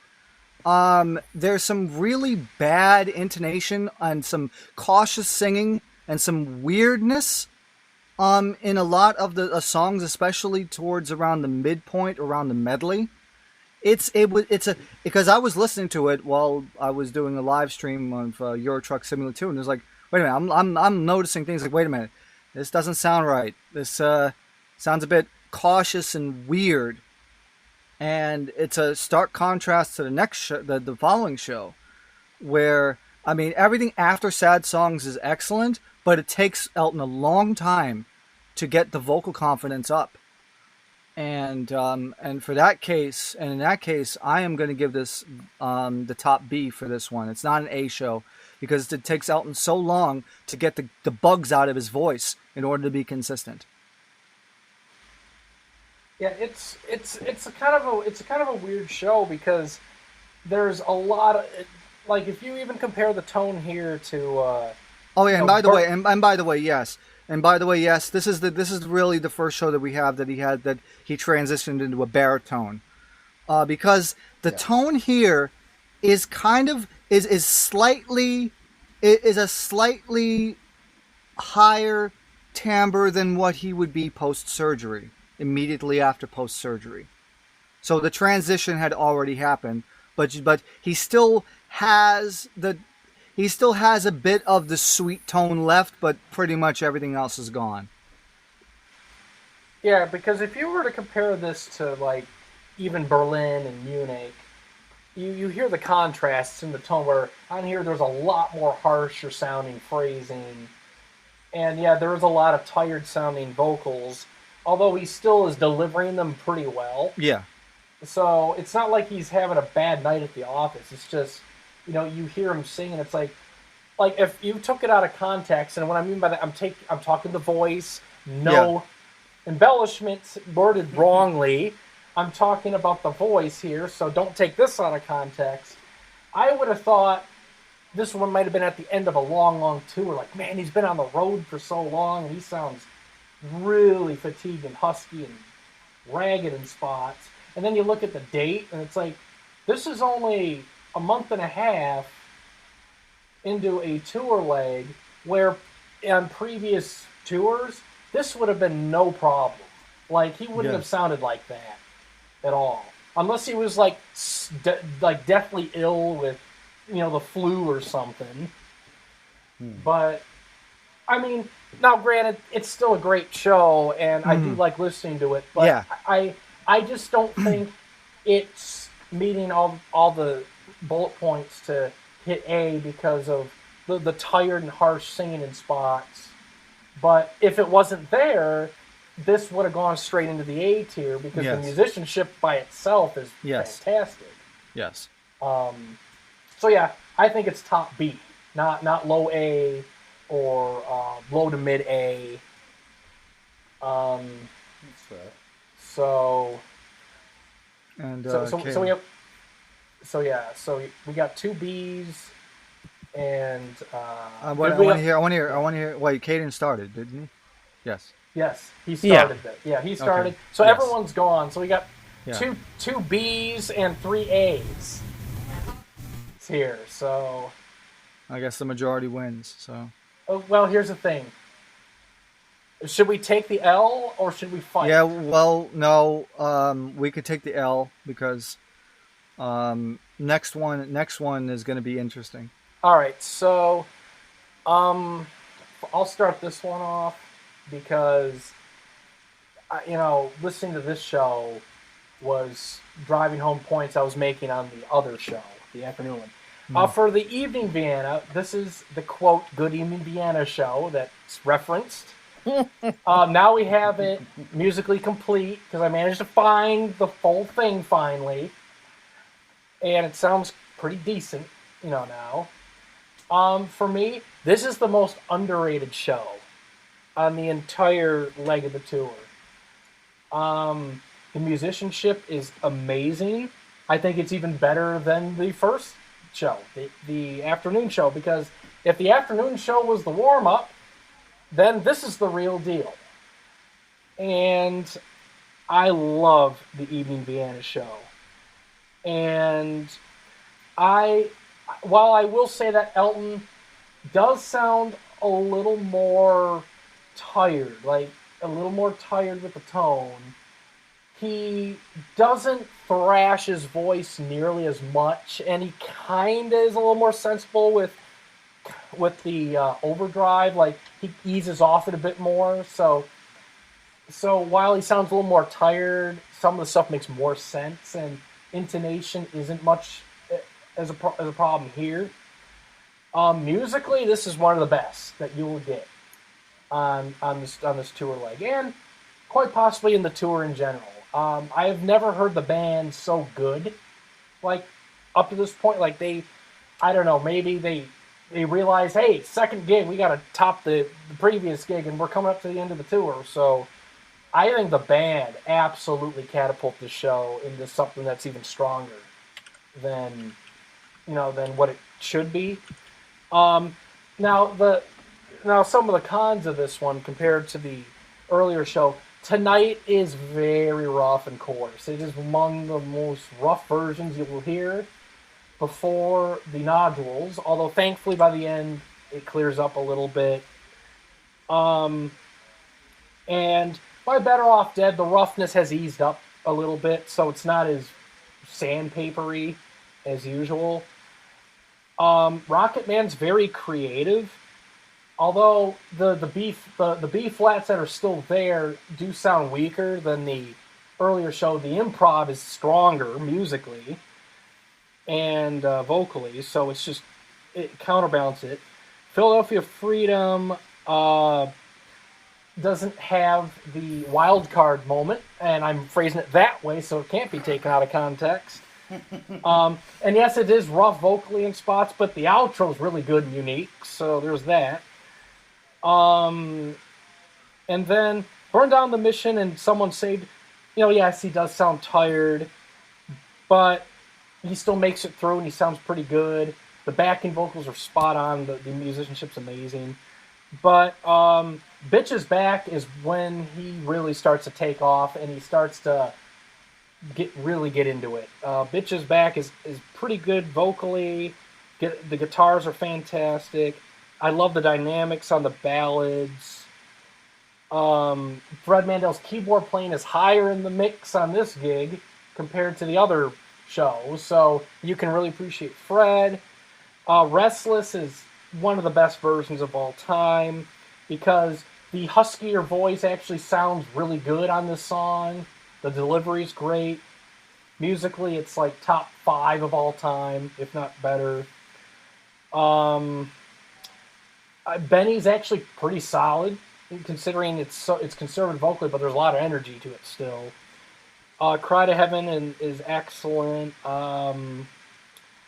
and This Town is still sung nicely. Song for a Guy is just absolutely breathtakingly awesome. Like, where you have the full, they do it on all the 86 versions, but once you hear versions with really good quality, with like the mix being highlighted on the keyboards and the guitar, you just appreciate just how good the song sounds live with a real band playing it along with the backing track.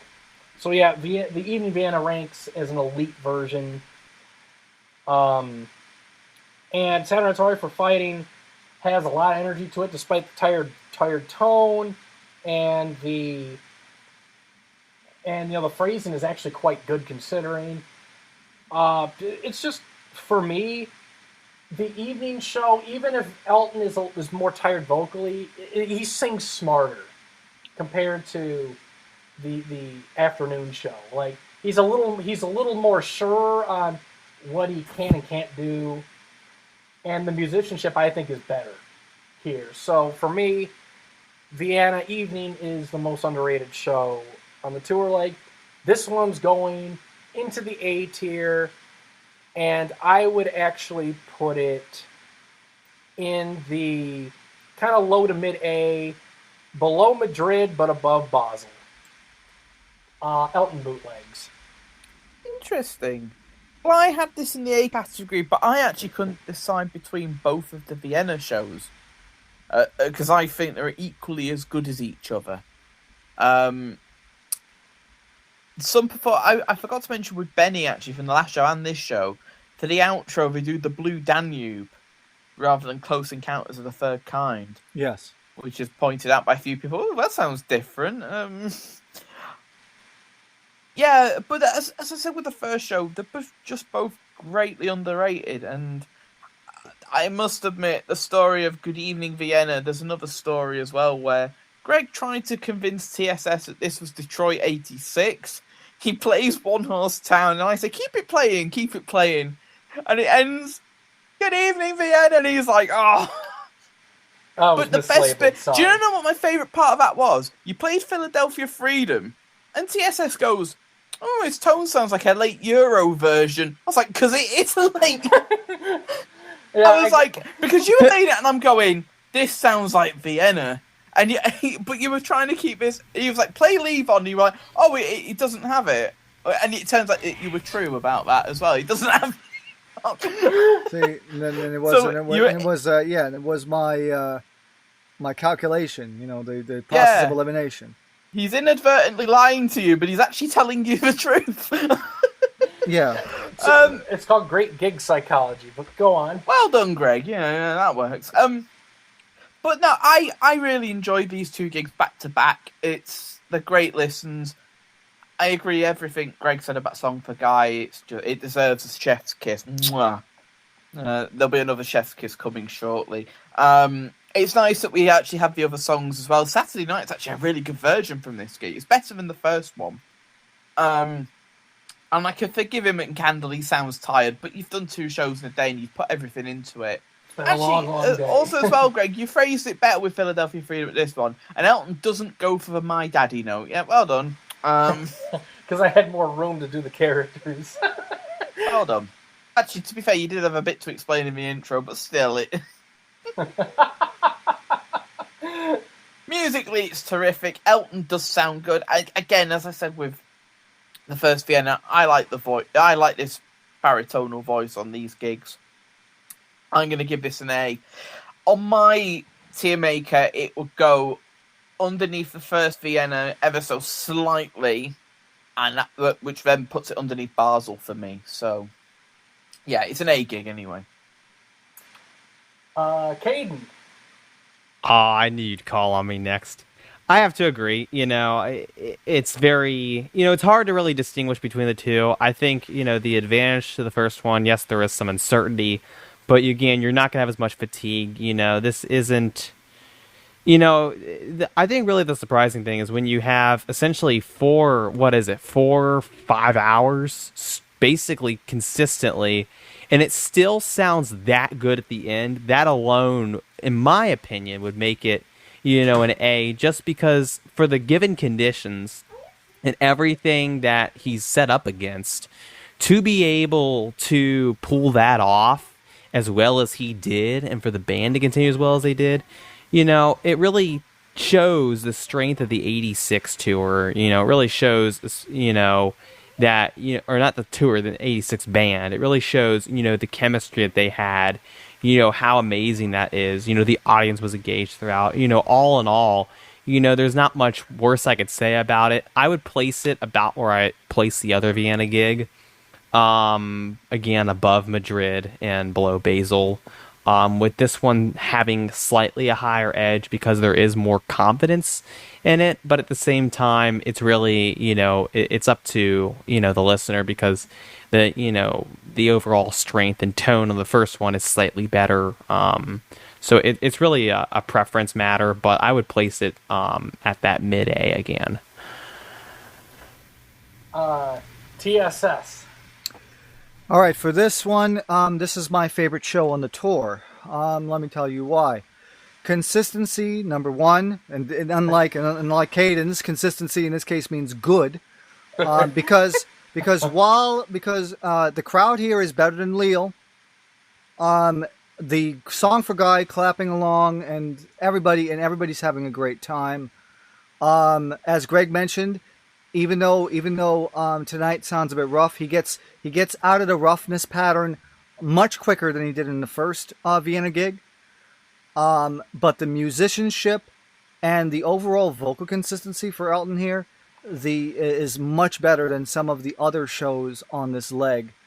And I would rather listen to the evening Vienna show than some of the ones in March. Because at this time, the Rocket Band improv is completely fleshed out. The cues are on point, like to begin a song, and the jams and whatnot, like the breakdown of Restless, for example. it's overall like much more consistent than it was even in March. So I'm going to give this one a top A. Ooh. All right, Ethan. Excuse me, Ethan. Well, basically, yeah. I mean, you guys have said basically what I was going to say, and it's the better show out of the two. So, yeah, there's not much I can really say. I'm going to give it an A. Really strong show. And what position of A though? Mid to top, and I'm going to go with mid. Okay. So it'll be above Madrid. Yes, for sure. Yeah. Now the afternoon show was voted A. Is that underneath or above the evening show? Underneath. All right. So I got. What does everybody else think? Everybody else thinks underneath the afternoon show. Well, I'll go with consensus here. I mean, for my personal TierMaker, I couldn't split them, and I had the afternoon show slightly above, and it's not because of Elton nailing my daddy either. So okay. So will you stop? So Vienna afternoon. So is that above or below Madrid? Like as a whole? Oh, not for me. No. Okay, so it'll be above or below? Below. Okay, so Basel is lowest A. Then I got afternoon Vienna, Madrid, then evening Vienna, and Lille. Does that sound right? Yeah, for you, yes. Okay. What is that? The consensus one? Yes, that is the consensus one. Okay. I'm back. All right, and better than ever. And so we have Rotterdam is the final show from Euro '86. All right. And since I'm in a very generous mood, I'm not going to start this. In fact, because a certain person has talked about this show for so many years to the point where I think if you talk about it, he gets rather excited. So, Elton Bootlegs, In what way? You start Rotterdam '86. Oh, where to begin? I remember when you uploaded this to YouTube. In fact, you never showed us this. You just uploaded it straight to YouTube, and it was incomplete. And it was the one, and this was the one. This was the upload where you had Elton with the wine glass and the proto and the what was it the proto Royal Gala look with the glasses on the top and the boater hat. Hey, I was thinking far ahead, for consistency's sake. But go ahead. Yes, go ahead, Elton Bootlegs. Anyway, but it was incomplete, and then a few years after that, we got an audience tape that was complete. So we were able to put them both together. This is my favourite show from the tour. Does it mean I'm going to rank it the highest? Yeah, knowing you. Yes, it does actually. And it's not me trying to be a parody or anything like that. I genuinely think this is the best show for several reasons. Now, I know that The Voice isn't it's darker than it was in March. And I know that we've put Vienna at the top, but I actually think the show's better. For reasons such as the band are just on another level. Yeah. Like, you listen to stuff like One Horse Town, as you're building in before the vocals kick in. There's one part there where you can actually hear Elton's piano, and there are very few versions where you can properly hear it in the mix, which is kudos to the taper. Maybe he needed to go to every single show and get every. Well, I mean, it's the same guy. It's the same guy who taped. What was it? Paul McCartney Rotterdam '89. So. Yeah, they say it's your birthday. No. Yeah, but the band at this show. This is one of the best shows, and I'd even say of the whole year. Like America, Australia, UK. The band are just so strong. You can hear it in certain songs. Philadelphia Freedom's really, really funky. Someone Saved, the band are excellent. Bitches Back is really strong. Restless actually is my favourite version of the song. But this tour in general for the song is just very kind to it. Benny, oh Benny. Benny, oh I don't Benny in the chest. I love that. Cry to Heaven for me is the best version. I'm happy to be challenged on that, but I love the phrasing. Charlie's drumming is amazing. There's a part in the final chorus that it was immense, basically. Nikita's just random. I'm Still Standing. I love that version so much. I remember listening to it for the first time. It's just incredible. Saturday is fun. I love the changes to the song. Candle, and they whispered, to you, set on the treadmill. Can I Get a Witness is great. Song for Guy is the definitive version. I absolutely adore it. If you told me that I had to pick... If you said to me I had to go to a desert island and I had to pick 10 tracks... I don't know how many tracks there's on Desert Island. I know of the promise of it. This would be one of the things I'd take. I'd take Rotterdam Song for Guy because it's just immense. I've not even mentioned Elton yet. I've just mentioned the band. I love the phrasing. He is a bit... what's the word to describe him? He's not Fucked sober. up. He's fucked up, but he's in a good way. If you get what I mean. He's in control. He's happy. He's happy. But while he's reckless but there's a control to it. It's not as if like he's doing it without knowing what he's doing. And that's why I love this gig so much. His vocal phrasings are great. Philadelphia Freedom is all over the place, but in a good way. One Horse Town for me is probably the best amended phrasing version. And that's without the band as well. Burn Down the Mission, someone said, yes, he sounds a bit rougher than what you would like, but he's still able to get the main notes. And there's still versions that I think are very enjoyable to listen to. The Bitch Is Back is fun as well. The medley's nice. I love the vocals. He just completely overdoes the third chorus, beyond extinction, but it's great. And as I said, Cry to Heaven, Elton's voice is great. Yeah, I am going to rank this, and this may go controversially, but if I think this is the best gig, and I think there are factors that can push it into this category, brace yourselves, sit comfortably. I'm going to give it a low S. Come at me. Oh, absolutely. Okay, so I'm probably going to be wrong with this, but I feel very strongly about this. All right, so here's the thing. Before we go ahead, I have to admire the fact that the Elton Bootlegs was picked first by yours truly, and he is putting himself out there and is strong in his belief. I'd have put myself out there if you'd have put me second, third, fourth, or fifth. Shut up, I'm trying to make myself look good. But the thing is, he's out there, he's strong with his beliefs, and he's not waning from, which I like. So he's a strong person, and any challenges set forth, I know he'll face them with honor and dignity. So, that who's going to go second? That will be TSS Killer.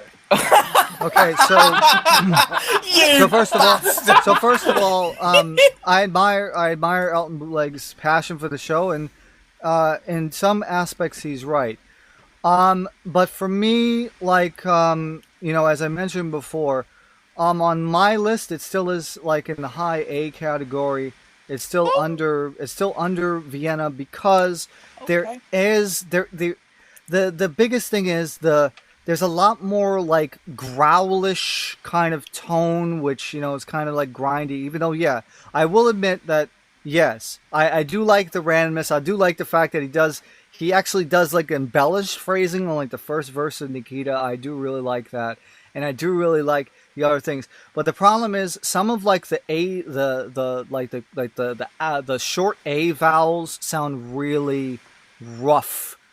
And while it works on songs like I'm Still Standing, like on Someone Save, some of those vowels, they don't really sound that great. Restless still is great, but Restless works because it kind of, you kind of need a gritty voice to sing that, so I do agree with that. And the whole moments with Benny, awesome as well. And the crowd cannot be beat either. But I'd say that for me, the band is just as good as Vienna, without a doubt in my mind. It's just that if I had a choice, if I wanted to listen to a baritonal Elton from this time period, I'd rather listen to Second Vienna than this. So this one will go in high A, but for me, it's like the third best gig on this entire tour. But like I said, I see where Elton Bootlegs is coming from, because it is still a very excellent show that cannot be missed, just because of the quality and the fact that we got the final songs from that alternative tape. And that revealed like some really good like versions of like Saturday Night's All Right for Fighting a Candle. So again, it's still a really excellent show, but I still think that Lille and Vienna, the second Vienna, is better. But that's my opinion.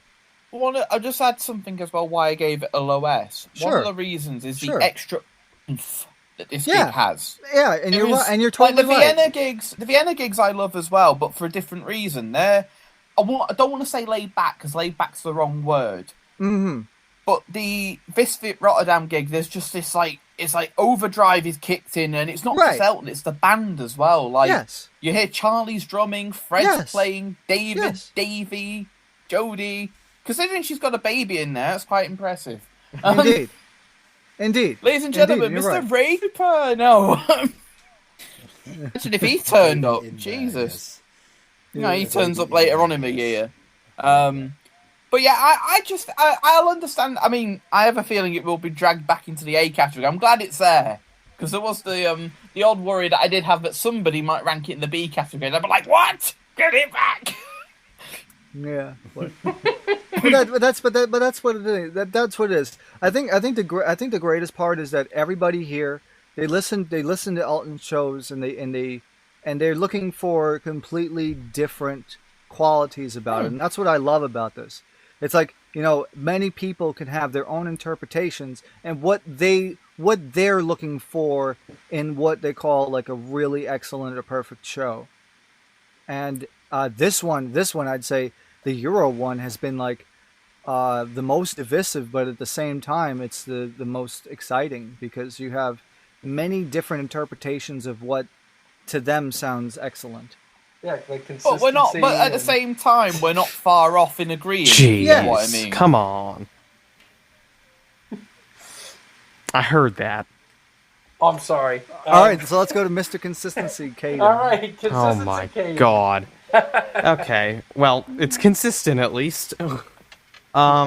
So it's better than 914. I mean, the preference thing, I think is what we really have to look at. I personally, this was probably on the lower end for me. I mean, it just tonally it's so destroyed. It's like nap time. You need a break now. Like you've done all you can. You just need that break time. And so, I placed it at a mid to low B. I put it below Munich. I found Munich to be more appealing, even because it has that more youthful, less harsh sound. I feel there's more growling, there's more overdriving here. That there's the angry birding, for example. Some of that is starting to show through more. That just makes it unpleasant, but it's not bad. It's hard. It's hard to really put all these in categories once you get above the two gigs from Insanity that we just don't want to speak or think about. It's really hard to compare because they all have qualities that make them good. It's just deeming what qualities, I guess, are prioritized. And, here, like I said, it's, musically tight, but, there's some drawbacks that just, compared to everything else, make it really difficult to give it a competitive edge over something like Vienna or Paris or Munich. The confidence is, something that, I think could be said is a very confident gig. It's ending the leg on a very positive note in terms of energy and confidence. Everyone seems content with where they're at. But I just think that, there's some drawbacks that they're just too much for me to really give this a high ranking. Okay. All right, fair enough. So you'd have it in the B tier. Correct. Okay. All right. So and then For me, wow. I have I've never talked about a show where the range of viewpoints is so different, ranging from S to B tier. So wow, very different. For me, I'm actually split between what Elton Bootlegs said, what TSS Killer said, and what Cayden said, because I actually agree with quite a few of the things that all three of you have said. But then again, that makes it hard for me to, rank it because it's all over the place. Because for me, the energy is definitely there. It's one of the most energetic and spirited shows you will hear on this leg of the tour.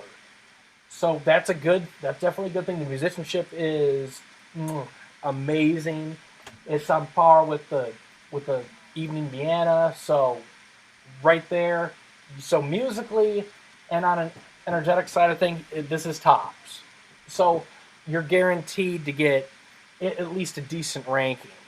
The vocal performances, the tone, especially when you hear it in the higher quality, you really start to hear the damage now. Now the tone not only has become huskier and darker sounding, even compared to the Vienna show, but now you're starting to get that slight raggedness. Like it's almost sounding like a proto early American tone now. Although he still has more flexibility and range here. So you start to hear some of the elements that would take place on the early North American shows, but there's still enough vocal left for him to still get through the songs with some of the key notes still being nailed. Like Someone Saving Burn Down the Mission are still sung well, although he is pushing his voice pretty hard. And especially when you go up to the mid to upper mid fourth, the tone is starting to lose more of the resonance. It's starting to thin out and starting to sound more. It's starting to get that really rough, harsh sound that you'll hear on the North American leg. The randomness is fun to listen to. Like, yeah, Elton is having a good time, and it is a joy to listen to because he's having such a good time, and the band are reciprocating that with some amazing musicianship. Song for Guy is the definitive version. I agree with that. Quality certainly helps. Coughing during Candle, always a fun listen. And Can I Get a Witness is a very fun, random, and spirited version. It just highlights the time everybody was having on stage. I don't think it's a B gig because the musicianship is just so good, and there's such a great consistent, with capital C there, with energy, and it's a very strong show musically, and despite the damaged voice, he's still able to sing pretty well for the most part, although it does start to get noticeably harsh as the show goes on. So, yeah, this is a voice that definitely is having some noticeable issues. And at this point, I would have said, Elton, get off the road after you get this gig and the next gig and sort these out. But no, we continued. So, for me, I don't think it's an S show because of the vocal issues that are going on. Musically, it's amazing. I don't even think it's B. So for me, I'm going to split the difference. I'm going to put it in the A tier, and it will be above Basel, above the Afternoon Vienna, and it's going to be right on par with Madrid. I would probably rank it just a cunt hair better than Madrid because of the amazing musicianship and just the energy. But if it didn't have that, I would have dropped it below Madrid. So it's kind of like a low to mid A in that territory. I'll leave it to Ethan now. I love that wording. Okay, so tonight has the very choppy phrasing, but overall it's not bad. One Horse Town really highlights Jodie's playing, and like Elton said, considering that she was heavily pregnant, she did a fantastic job. Someone Saved has him sounding like North America, although like a very strong North American tone, which is nice. This town has him flubbing words, but I'm able to forgive that. Standing's oversung to death, but again, whatever you like. Candle has him coughing, which again, it's been said. Fred and Davey sound absolutely incredible on Bitch's Back. Yeah, so I'm going to give this... I'm going to agree with Greg on this one. Low to mid to highlight. Okay. I just love this show too much. I mean, to be fair, like I said, everybody looks for different qualities in the show. At least I wasn't far off. I mean, No. I was fully expecting to be quite a way off with that, but Yeah, but not really. I thought I'll take a risk on this one, being as Greg seems to think that aiming to win every time. Actually, did he lose tonight? I don't think he did. No. Holy Wait a minute, we've got Prince's Trust to discuss. He can lose in a minute. Oh, come on. That's just desperation now. Well, not really, actually. To be fair, I agreed with Greg on quite a few things. So, he's upped his game. He's done well. So this concludes the actual leg of the tour proper, because 2 days after Rotterdam, he ends the tour with Brussels, and would love to hear that to see how goofy that show is. It'll probably be a fun listen. Yay. Then after the tour leg ends, Elton then goes to the studio to record Leather Jacket songs and the vocals. And we got what we got. And the stories heard from Gus Dudgeon about Elton showing up with coke down his nose and going into his mouth is a joy to hear. And Elton saying he's written dozens of songs in 2 days. That's energy for you. Wasn't it 21 songs in 2 days? 27. Yeah, 27. yeah, 27 songs in 2 days. Bloody hell. Never heard that story before. Oh, it's on one of those interviews he did in. Well, yes, and also. 86. Oh, yeah, I remember now. It's the countdown stuff, yeah. Yes. What and happened to also- like half the demos? They just disappeared. Well, here's the thing. We have actually talked to Charlie Morgan about this, and that's because the demos in January weren't recorded properly, so they couldn't use it. Well, no, I'm saying like there were like completely different stuff. There was just different tracks that were dropped. Well, yes, because outtakes outtakes and other things like that.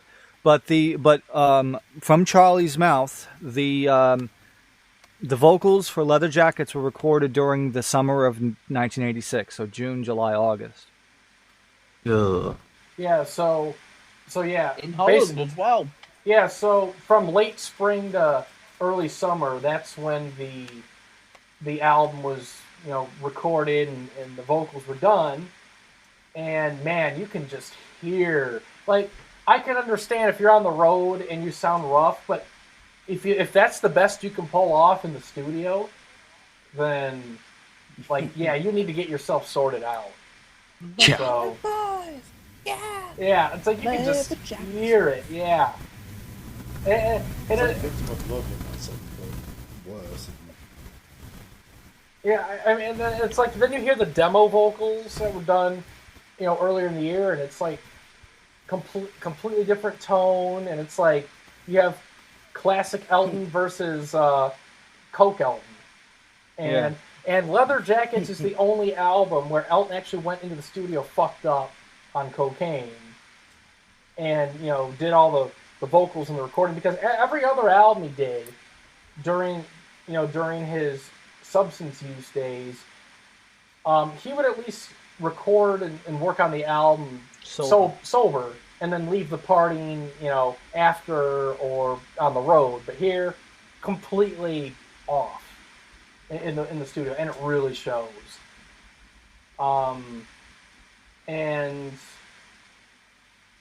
but during this time, we go to June of '86, and Elton is one of the performers at. Yeah, we'll do a quick discussion here. He's one of the performers at the '86 Princess Trust concert, and Elton is on the backing band as the pianist, but he also does two songs by himself. Well, he does his two songs. He does Your Song, and he does I'm Still Standing. For me, I do like both versions of those songs. I think I'm Still Standing is full of energy. I love the backing vocalists. And I love, Mark King just slapping the shit out of his bass, and like Elton is so energetic, and he's like hops off the piano, and he's like getting into it with the crowd, and it's a highly energetic performance. I love it personally. Yeah, vocally, you can definitely hear roughness, but he still goes for and sings all the embellished B flats. But yeah, you can tell the tone is definitely shifted, and it's ragged. And it's not the same as it was even, 4 months prior. But it's still a highly recommended listen because it's just so good musically. Your Song, I really like it because the coarser, rougher tone actually sounds quite nice on it. And he does phrase it very nicely and holds back in spots towards the end, which, it makes it actually sound quite nice. So overall, I do enjoy Elton's two performances he did. Yes, the vocals are coarse sounding, and the tone isn't exactly the prettiest when compared to how he used to sound, but it's not like he's singing with a shot voice that's unpleasant. He's still in good enough shape to deliver these songs well, and I do appreciate them. And he adds a lot of energy to the other performers on the piano. Like I love his playing when McCartney's out there singing his tracks. So the rehearsals for that are really fun to listen to as well. We can really hear the piano in the mix as well. Unfortunately, on the real thing, you can barely hear it. But yeah, I love Elton's performances at the Princess Trust personally. Always have. And the higher quality versions just highlight it. So Elton Bootlegs, what do you think of his performances? Love them. Both of them are really good. He also, at this gig, he also lets Howard Jones have a go on his piano. And he goes off to stand next to Ray Cooper and hit a tambourine for 4 minutes. That's his contribution to his song, rather than go over to his keyboards and play. But no, Your Song's really nice. It's a version that I'll listen to quite a lot, and even I'm Still Standing as well. I love the fact you've got like the best musicians of the 80s all lined up on that stage, and 70s as well later on, and 60s and beyond. But yeah, it's a really good gig, and I was actually going to request, Greg, that you uploaded this whole everything from Your Song to the end of your take. I think it'd be fascinating. You don't have to upload it from an Elton perspective. A bit like the NARMS show. I know that you're not going to, so I respect that. The NARMS show. Oh God! Hey, Dear kids, Lord! shake and let's together, spicy and stuff. It's like Randy Newman should have been blasted off with Sid's rocket. TSS, what do you think of Princess Trust? Really good performances. So this time period is probably, I would say, the most similar that we would get to, or closer to what he would sound like maybe post surgery, except with a little bit of a different timbre, but it's pretty close. Like especially the way he hits the A flats on I'm Still Standing. It's very similar to how he would hit it post surgery, like 87, 80, like 88, for example. On all, of course, in the nights where he didn't thrash his voice, but it has a very similar tonality to it. The Your Song is great because at least he still has some soft tone voice left. Not much, but he does still have it. and he does deliver the song pretty convincingly and pretty consistently, and it still is pretty good, I would say. He does do some embellishments at the end, but at least he's not like overdriving his voice to try to hit the higher, like the G's and stuff. But at least he still has a pleasingly sounding tone. So, overall pretty good. And my favorite version of that "I'm Still Standing" though is the one from the original broadcast, because I do like the direction, like the camera direction better on that version more than the one that was released on like Laserdisc later on. I also love the lyric flub as well. Sitting down the road again. Sitting down the road, yeah. And Ethan, what do you think of Princess Trust? I like it. Maybe the strongest Princess Trust he did. I know he did a few after this. He did one in 87 and 88, but I think this is... The one the following year wasn't so good. But yeah, I like him. Yeah, Cayden, you've heard these performances, right? Oh yeah. No, I mean, I would say overall, I like them. You know, I think they work. I think the energy is, good. I think tonally, the huskier tone works. The way it's been adapted. I mean, it's nice to hear, obviously, my favorite thing in the world, actually higher up in a mix for once. So, no complaints there. Very few soundboards of that. So it's one of the reasons it's a recurring, tape for me. But I mean, there's nothing really terrible I have to say about it. A lot of people give it a lot of hate, but personally, I quite enjoy it. So, that's kind of where I've always been. I sometimes play devil's advocate, I guess, on some of these things, but, we all have our preferences, and I guess that's where I kind of sit on the matter. Okay. Yeah, I mean, as what Ethan said, out of the three Princess Trust performances that Elton did in 86, 87, 88, I do think the 86 one is the strongest.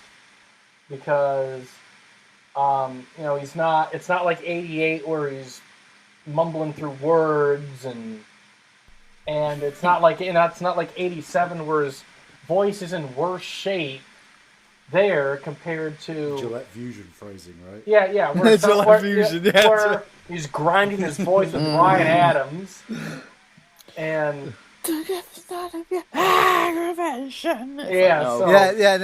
Bryan Adams has a very harsh voice, so you have like the razor blades colliding, and it doesn't sound good. Like, yeah, it's not. I mean, musically, I really like it. But yes, it's the tone is not the most. Even on your song, it's just like when his voice was going downhill during mid '86, it sounded better than what it did on the '87 Princess Trust. Yeah. Which is like, ouch, I suppose. But maybe I'll have an off day or something. I don't know. Yeah. Well, remember, he was probably still recording like Red Strikes Back and stuff. Oh yeah. What's Reg got to do? Yeah. Also, it was weird. Could have been an off day. Because it, in some used to his voice after surgery. It could be, but what I find weird is that performance was 6-7 months after the surgery.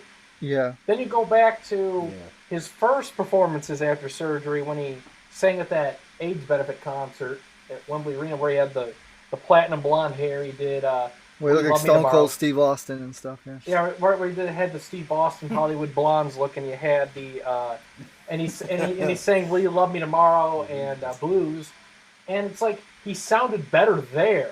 Yeah. Than he did here. So I'm like, I don't think it's necessarily related to the surgery. I think he just, maybe was still getting used to the voice, which makes sense, but maybe he just had just a bad day in general. and it just Yeah, was it could be a amplified. possibility. Yeah. Then you go to December of '87. Oh my god. Two Ronnies where he did. Well, You know, and also Yoda no Hit Studio, which Yeah, which you found out where that came from, and you found yeah, the date, yeah, because I was randomly looking on like Japanese Google, and I ended up finding somebody who actually archived like all of the appearances of everything for that program, Yoda no Hit Studio, and it was like, oh, Elton John, December 17th, 1987. I'm like, what? December 16th or December 17th, somewhere around that. And I was like, well, that makes sense because the outfit is exactly the same. Yeah, and then we also have another performance from December, which will be talked about in another Later. TierMaker. Another tier. Thank God it'll be the Red Strikes Back TierMaker. Yes, Oh, boy, and yes, we gotta talk about it aggravation. But That also, will be for a few years. oh, we can speed it up and make it in a few months. No.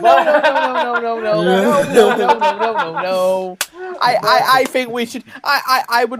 Don't know why. I'd like to do US and Australia next, if I'm quite honest, to end this. To end this year, and then once we've done, something else will come out of the woodwork, and it will throw everything onto the fire, and we have to do everything again. Yeah, like a better version of Cuyahoga Falls '88. Oh, best friend. or yeah, I mean, we got US and Aussie '86, but also we got those other great eras like Ray Cooper '93 and the '79 tour. All these other ones we can do, but. Yes. But yeah, I see this. Yeah, woo. So this fifth TierMaker that we did, I think not only was it very highly enjoyable and amusing, but I would rank it as among one of our best ones. Yeah. give it an all-star. Yeah. Yeah. Well, I mean, it's the only one I've been in, but seems pretty fine. Yeah. I mean, we got to keep ourselves consistent, and we're always trying to, improve things. What? Consistent again?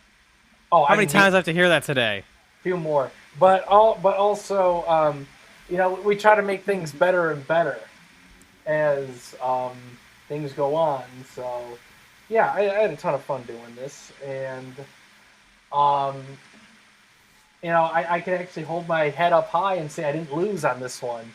So, Who did lose? yeah, I was about to say, who did lose? No one. Unfortunately, no one. Thank goodness. Oh. I don't want to have to upload all that Okay. junk. Well, Greg, since you didn't lose, can I request something to upload that's actually good? Yeah. Serious only, but... Yeah, see, Peter's... Yeah, I think we could do it that way. Yeah. That's all If I win, I upload good stuff, and if I lose, I upload punishment shows. Yeah. So, okay, reward shows. Okay. Yeah. First MSG 2013. Okay, that's from December 3rd, right? Yeah, December 3rd. Was it taped by yours truly by any chance?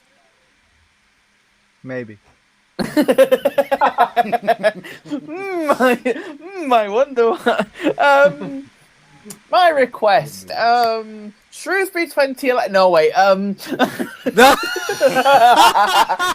That's a big fat no. You guys are cruel. On a more serious basis, am I allowed? Oh, don't know. Yeah, I can mention it because I'm being fat. If you manage to recover the recording, I will upload Shrewsbury. Well, to be fair, I don't know where that MP3 Shrewsbury? is. What's that one? We'll talk about that later. Oh, God. I would like you to. Well, I can't think of one specific gig, but I do have a request of the new 1984 shows that have recently gone on Mediafire. I'd like to see them make an appearance on YouTube, and then we can discuss them. And then compare them to what we have for the US 84 TierMaker. Yeah, and see if and then. So, but when we do, if we end up doing that, I would like to redo some of the rankings for Late America '84, because I think a couple shows need to be switched around a bit. No. Any specific examples? No, it's fine. Ethan, how about you? He's trying to get Second Muster into a low C. I can see it already. Don't take out of context. My reward show? Yeah. The new LA 79. Ooh. Oh, Nice. Nice. Nothing wrong with that. I think people had an idea that I might be doing that, but yeah. And how about you, Cayden? Are you going to keep things consistent and name something really good? I mean, I would like to see the Sydney 86, you know. I think that's something that would be nice to see. So, Well, I mean, I'll be uploading the rest of the 86 Yeah. stuff So try to select another show from that Greg isn't going to be uploading anytime soon. That's the whole point. I don't really know. US 93. Well, oh, yeah, you can. Just don't do the Lauderdale ones, because I'm going to do those. I already got them in the back, the drive, untouched for 2 months. Which ones? All three? I have 2 of them done. Okay, so 9:30 and 10:1. Yep. All right, cool. What you got for me?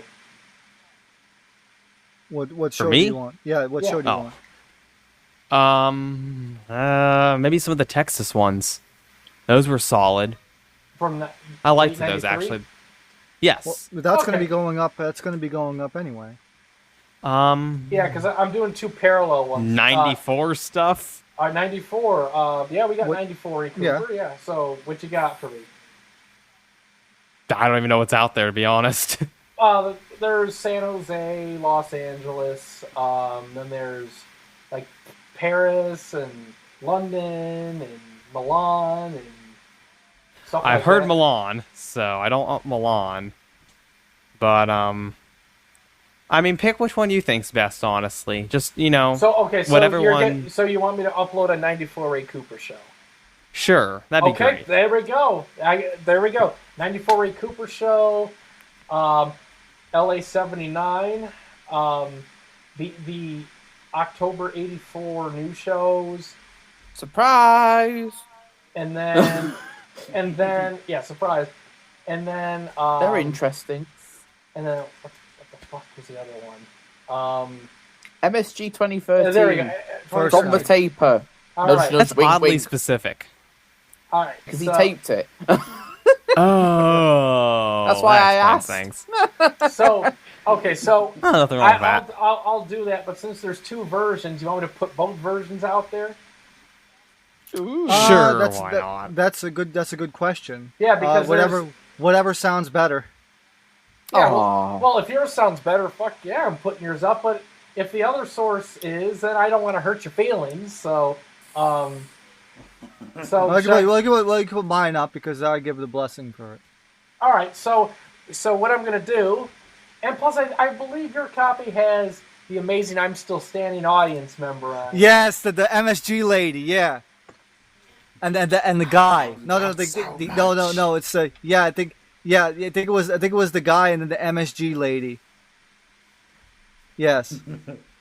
Elton John, yeah. the same lady from like MSG 98, and also I think it was 1014 and also 84. All right. Regardless, I'll upload both copies of it. Although the main description will be on one, obviously, and then the other I'll probably just put a short description saying this is an alternative copy of this, blah blah blah, and just link the other version. in there. Yeah. So Okay. For the price of one. there you go. And if you like the 2013 stuff, then there you go. So yeah, I think that's a solid round of shows. And yeah, Ooh. now here's the thing. The breaking down of myself and the meltdown I had with TSS Killer about the word consistency. Do you think it's good enough to go into the main audio? Yes. Yeah. Yeah, Yes. it's not going in the bloopers. It's going to go right No, on the main. that shit deserves to be in the main audio. There you go. Oh yeah, put it in there. I like We're not 2 hours and 48 minutes and 24 seconds. And... I'm just thinking, we're not gonna have- I don't know. And of course we have to give a shout out to the National Cassowary Foundation. Oh yeah, Yes, can't forget about yes. them. Yes. National Cassowary Foundation. I love his comments. Yeah, and My favorite. yes, our favorite guy. Yeah, and also someone else that likes to comment on my stuff. Car2 or whatever that name is. All right, So alrighty. so there you go. There we Okay. go. So overall, this was a really good tier maker. We want to thank Cayden for joining us as a guest. Thank you so Yay. much. The chemistry and back and forth was great. I really enjoyed it. Really good. I really enjoyed it. And also to have somebody with a very interesting opinion, like a person from the outside, realistically, from our circle. It was really entertaining. And I learned things that I didn't know before. So thank you. Only because I'm a nerd. Sadly. Well, so am I. Aw, Because- we're all You guys- nerds in our own right, you I guys guess. are nerds. I'm a geek. I didn't know Did there was you a know that difference. Greg is a fucking geek? Dear Yeah. God. Oh. Piccolo. Okay, so imitating Piccolos is, wow, that's a talent right there. So One indeed. we're gonna end this. It was an absolute. Blast. Oh, yeah. No, I was thinking of a better word. Let me redo that. It was an absolute pleasure to do this. And stay tuned for the next tier maker that'll happen a few months down the road. All right. All right. So, any final thoughts before I close this down? Rotterdam rules. Definitely going to be at the next one. Good evening, Definitely. Vienna. Yes. Good evening, Vienna. Oh Lord. Elton So, nailing my daddy. but I will give a legit closing thoughts. So while a lot of people give flock to Euro 86 in some respects, it is still worth a listen to every one of the shows just to see how inconsistent it was. But I would say, even though this is the beginning of the end for the classic voice for Elton, it still is a wonderful experience to listen to the slow downhill descent of Elton's voice, because at least here he still has some of his voice left, as opposed to the next leg where it's like starts off bad, gets worse, and gets even worse. So highly recommend still listening to Euro 86 just for the musicianship alone. Yes. And my final thought is yes. Whatever he said, I agree with. No? I forgot what I was going to say. So, yeah, Elton Bootlegs. He's muted. Okay, he sucks. Ethan. Shut up. Okay, sorry. You go ahead. What did you say? I had to take the headphones off for 10 seconds. Okay. I just said What was the question? Your final thoughts. Oh, any on this any before- final thoughts? Rotterdam rules. Elton nails my daddy. No, it's a fun. No, this is a really fun tour to listen to. I highly recommend going through it. And next leg's even more fun. I can't wait to discuss that soon. Yeah, have fun. If we don't speak before Christmas, have a Merry Christmas and a Happy New Year. Oh, it sounds so weird to say that. Well, it depends when we do it. We could do it before Christmas. Merry Christmas in September. Oh dear. Well, then again, though, Walmart decides to put holiday shit out in August, so it doesn't matter. As long as I don't sing Mr. Garrison's version of Christmas, we're all right. Okay. Oh no. Okay. Well, they At play. least Well, that's well, the hey, they play with Rush, so they deserve credit. And, excuse me, Ethan. Final thoughts? I like the I like the leg. Again, Elton, it was my daddy. Greg smells, and bye bye. Oh. All right, I'm stopping recording. Okay. Cayden's thoughts? Yeah, Oh, what about the- Cayden's thoughts? Yeah. Oh, yeah. Cayden's thoughts. Wait, Go you ahead. fucking stopped it, you piece of shit? No, What? I didn't stop it. No, I did not stop it. No. I'm so confused right No, now. no. Go ahead. Name your final thoughts. Final thoughts on the leg, the Euro leg. Overall, very good. You know, this is something that originally I was reached out about almost a year to date, I think. I was given the opportunity to join one of these, so it's nice to finally hop on after months and months of debating back and forth on if I wanted to actually do it. So this is something I'm definitely going to do again, you know, hopefully January, December, whenever we decide to do the next one. You know, I'll be able to make it, and hopefully we can have another good discussion. Yeah, overall, you know, got to meet some new people on here, got to kind of have a good debate off the general text messaging we normally do. So definitely a positive experience all around for me. Really appreciated it. Thank you. All right, everybody. It was fun, and have a nice day. No, you gotta say it right. All right. Have a nice day. Have a nice day. No, thank you, Barcelona. Thank you. Thank Thank you, you, Barcelona. Barcelona. Muchos gracias. Thank you, Barcelona. No, you gotta play it on your piano. Wait. Yeah, Hey. you got to play the whole thing. Oh, I hadn't even learned it past the first two. Greg is not a master of the synth. Sorry. Why don't you play it for us? Why don't you listen to it after we finish recording and then record a version to put on the outro? Yeah, maybe? just tack it on there. Yeah. All right. That would well, be great. All right. Well, we're still recording on Mumble, so All right. So should we So stop it now? Yeah, we're gonna go ahead and do that. So, thank you everybody for joining us. See you next time, and have a wonderful day. Thank And remember, you, Gregson. and as I always say, Thanks. wash your fucking hands. We'll see you next time. That's right. Wash your feet too. Don't want them getting filthy. Go ahead. Thank you, TSS. Yes. Thank you, Cayden Wilson. Thank Aw, you, you're welcome. Ethan, Tony, Thompson, Murray. Doesn't fit. That's Too many syllables. Good night, everybody.